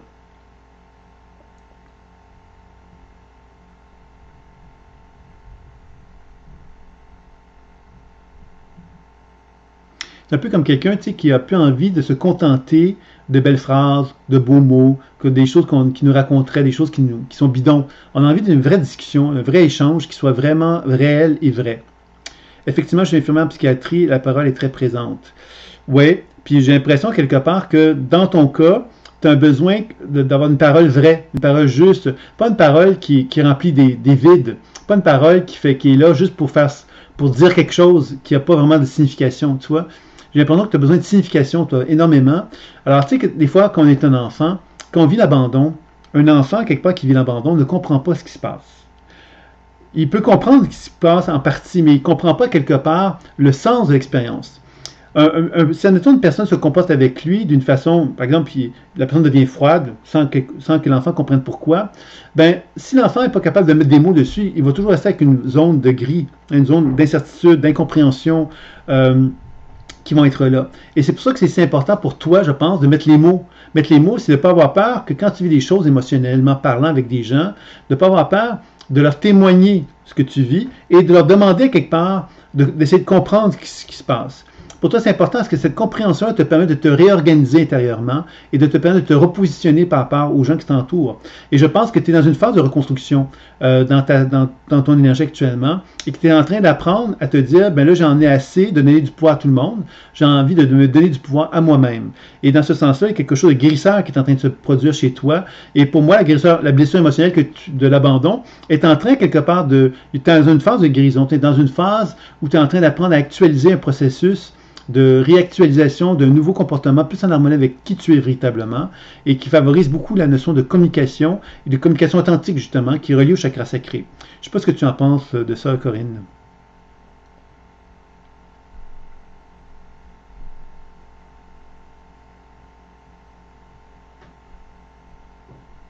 tout à fait. Bon, ben écoute, c'est très bien. Euh, Si on peut poursuivre simplement là-dessus. Je vais simplement faire une action énergétique maintenant. Dans le cadre de mon travail, j'effectue aussi des massages pour le corps et la parole, et c'est tout à fait ça. Mais tu vois, c'est ça. Et je pense que c'est ça. Moi, je pense que tu es en train vraiment de faire le lien entre la tête et le corps, toi-même. Et ça veut dire quoi? Ça veut dire le cœur et la tête. Ça me fait penser à la cohérence cardiaque que tu pratiques peut-être. Je ne sais pas si tu as envie de pratiquer, ça peut être intéressant aussi. Mais l'idée, c'est de rétablir le lien entre la tête et le cœur. Et le lien avec la tête et le cœur, c'est de reconnaître effectivement qu'on peut avoir des sentiments, on peut avoir des émotions, on peut avoir des ressentis, on peut avoir des instincts en dedans de soi. Et notre tête, à quelque part, ben, doit être capable de les accueillir, puis de les accepter, puis de faire le pont entre les deux, de ne pas chercher à se débattre, essayer d'expliquer les choses d'une façon trop excessive avec la tête, mais de pouvoir justement favoriser un équilibre plus grand entre les deux. Et moi, je pense que c'est ça que tu es en train de mettre en place tout doucement. Alors, je pense qu'effectivement, tu es sur la bonne voie. Et c'est très bien, moi je trouve. Et si on fait une action simplement pour voir un petit peu comment l'énergie circulerait mieux entre le chakra sacré et tes pieds.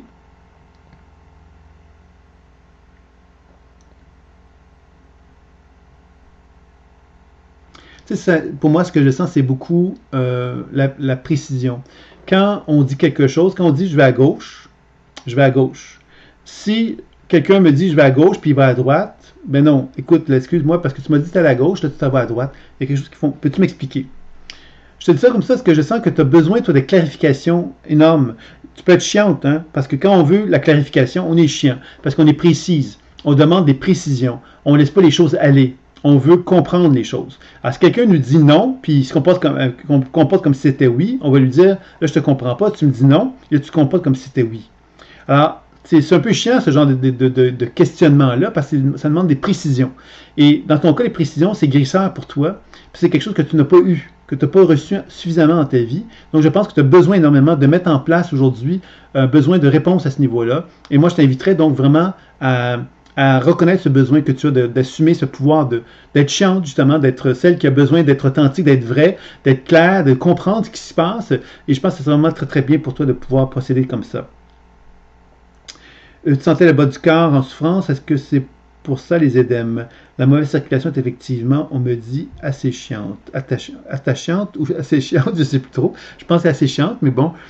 Oui, mais effectivement, les édèmes, c'est-à-dire que quand la circulation énergétique ne circule pas bien entre les pieds et le ventre, tu comprends quelque part que les édèmes, ça favorise une circulation déficiente. Ça veut dire quelque part que, moi je pense que tu as fonctionné en l'hypoactivité pendant un certain temps dans le bas de ton corps, et que là, quand je rétablis le mouvement énergétique dans ton corps, on voit qu'il y a une capacité de renouer contact avec une forme d'hyperactivité. L'hyperactivité, c'est quoi? C'est d'être finalement celle qui est très pointilleuse, qui est très prise par les détails, qui va être très prise par les virgules. Tu vois, il y a quelque chose de cet ordre-là que je sens qui a besoin de s'exprimer. Et pour moi, c'est positif, ça. Parce que ça va te donner l'opportunité de renouer contact avec ton pouvoir. Le pouvoir d'être une femme, justement, qui est précise, qui n'est pas une personne qui laisse, justement, tout aller, qui a besoin, justement, de savoir où est-ce qu'elle s'en va, toi.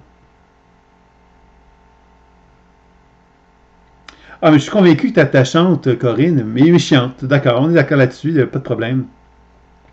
Donc, tu es attachante et chiante. Ben oui, c'est très bien, ça me convient, il n'y a pas de problème. Tu peux effectivement assumer ces deux aspects-là en toi. Et l'idée, à quelque part, c'est ça, c'est de comprendre que le côté chiant, c'est le côté justement qui assume, hein, parce que le côté chiant, souvent pour les gens, c'est cette personne assume qui elle est, donc elle est chiante. Elle est chiante parce qu'elle me met mal à l'aise, elle me pose des questions précises. Vous voyez, être chiant, c'est souvent associé à cette notion de précision qu'on peut avoir en tant qu'être humain. Et je pense que dans ton cas, c'est ça que je sens chez toi, c'est ça que tu as besoin de développer de plus en plus. Et je suis convaincu que tu restes attachante même si tu es dans cette énergie-là. Voilà. D'accord, d'accord. Donc, je pense qu'on s'arrêterait ici. Corinne, c'est correct?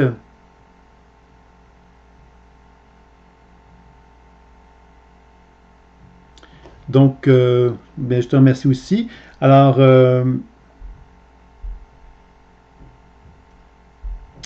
donc, on m'annonce ici que le lundi 21 août, pour la France, de 19h à 20h, méditation mondiale pour la Terre et le vivant. Alors, c'est Chris qui m'annonce ça. Donc, pour ceux qui seront intéressés, ben voilà, c'est annoncé.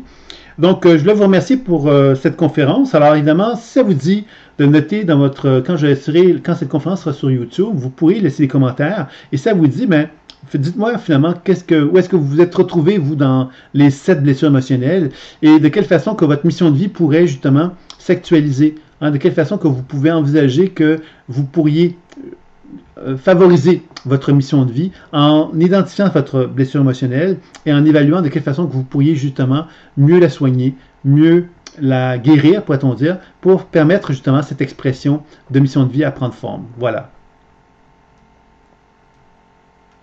Il y a quelqu'un qui me demande comment faire pour la consultation. Il suffit simplement de m'envoyer un mail, Corinne. Le plus simple, c'est envoie-moi un mail, puis je te répondrai, puis je t'expliquerai en détail.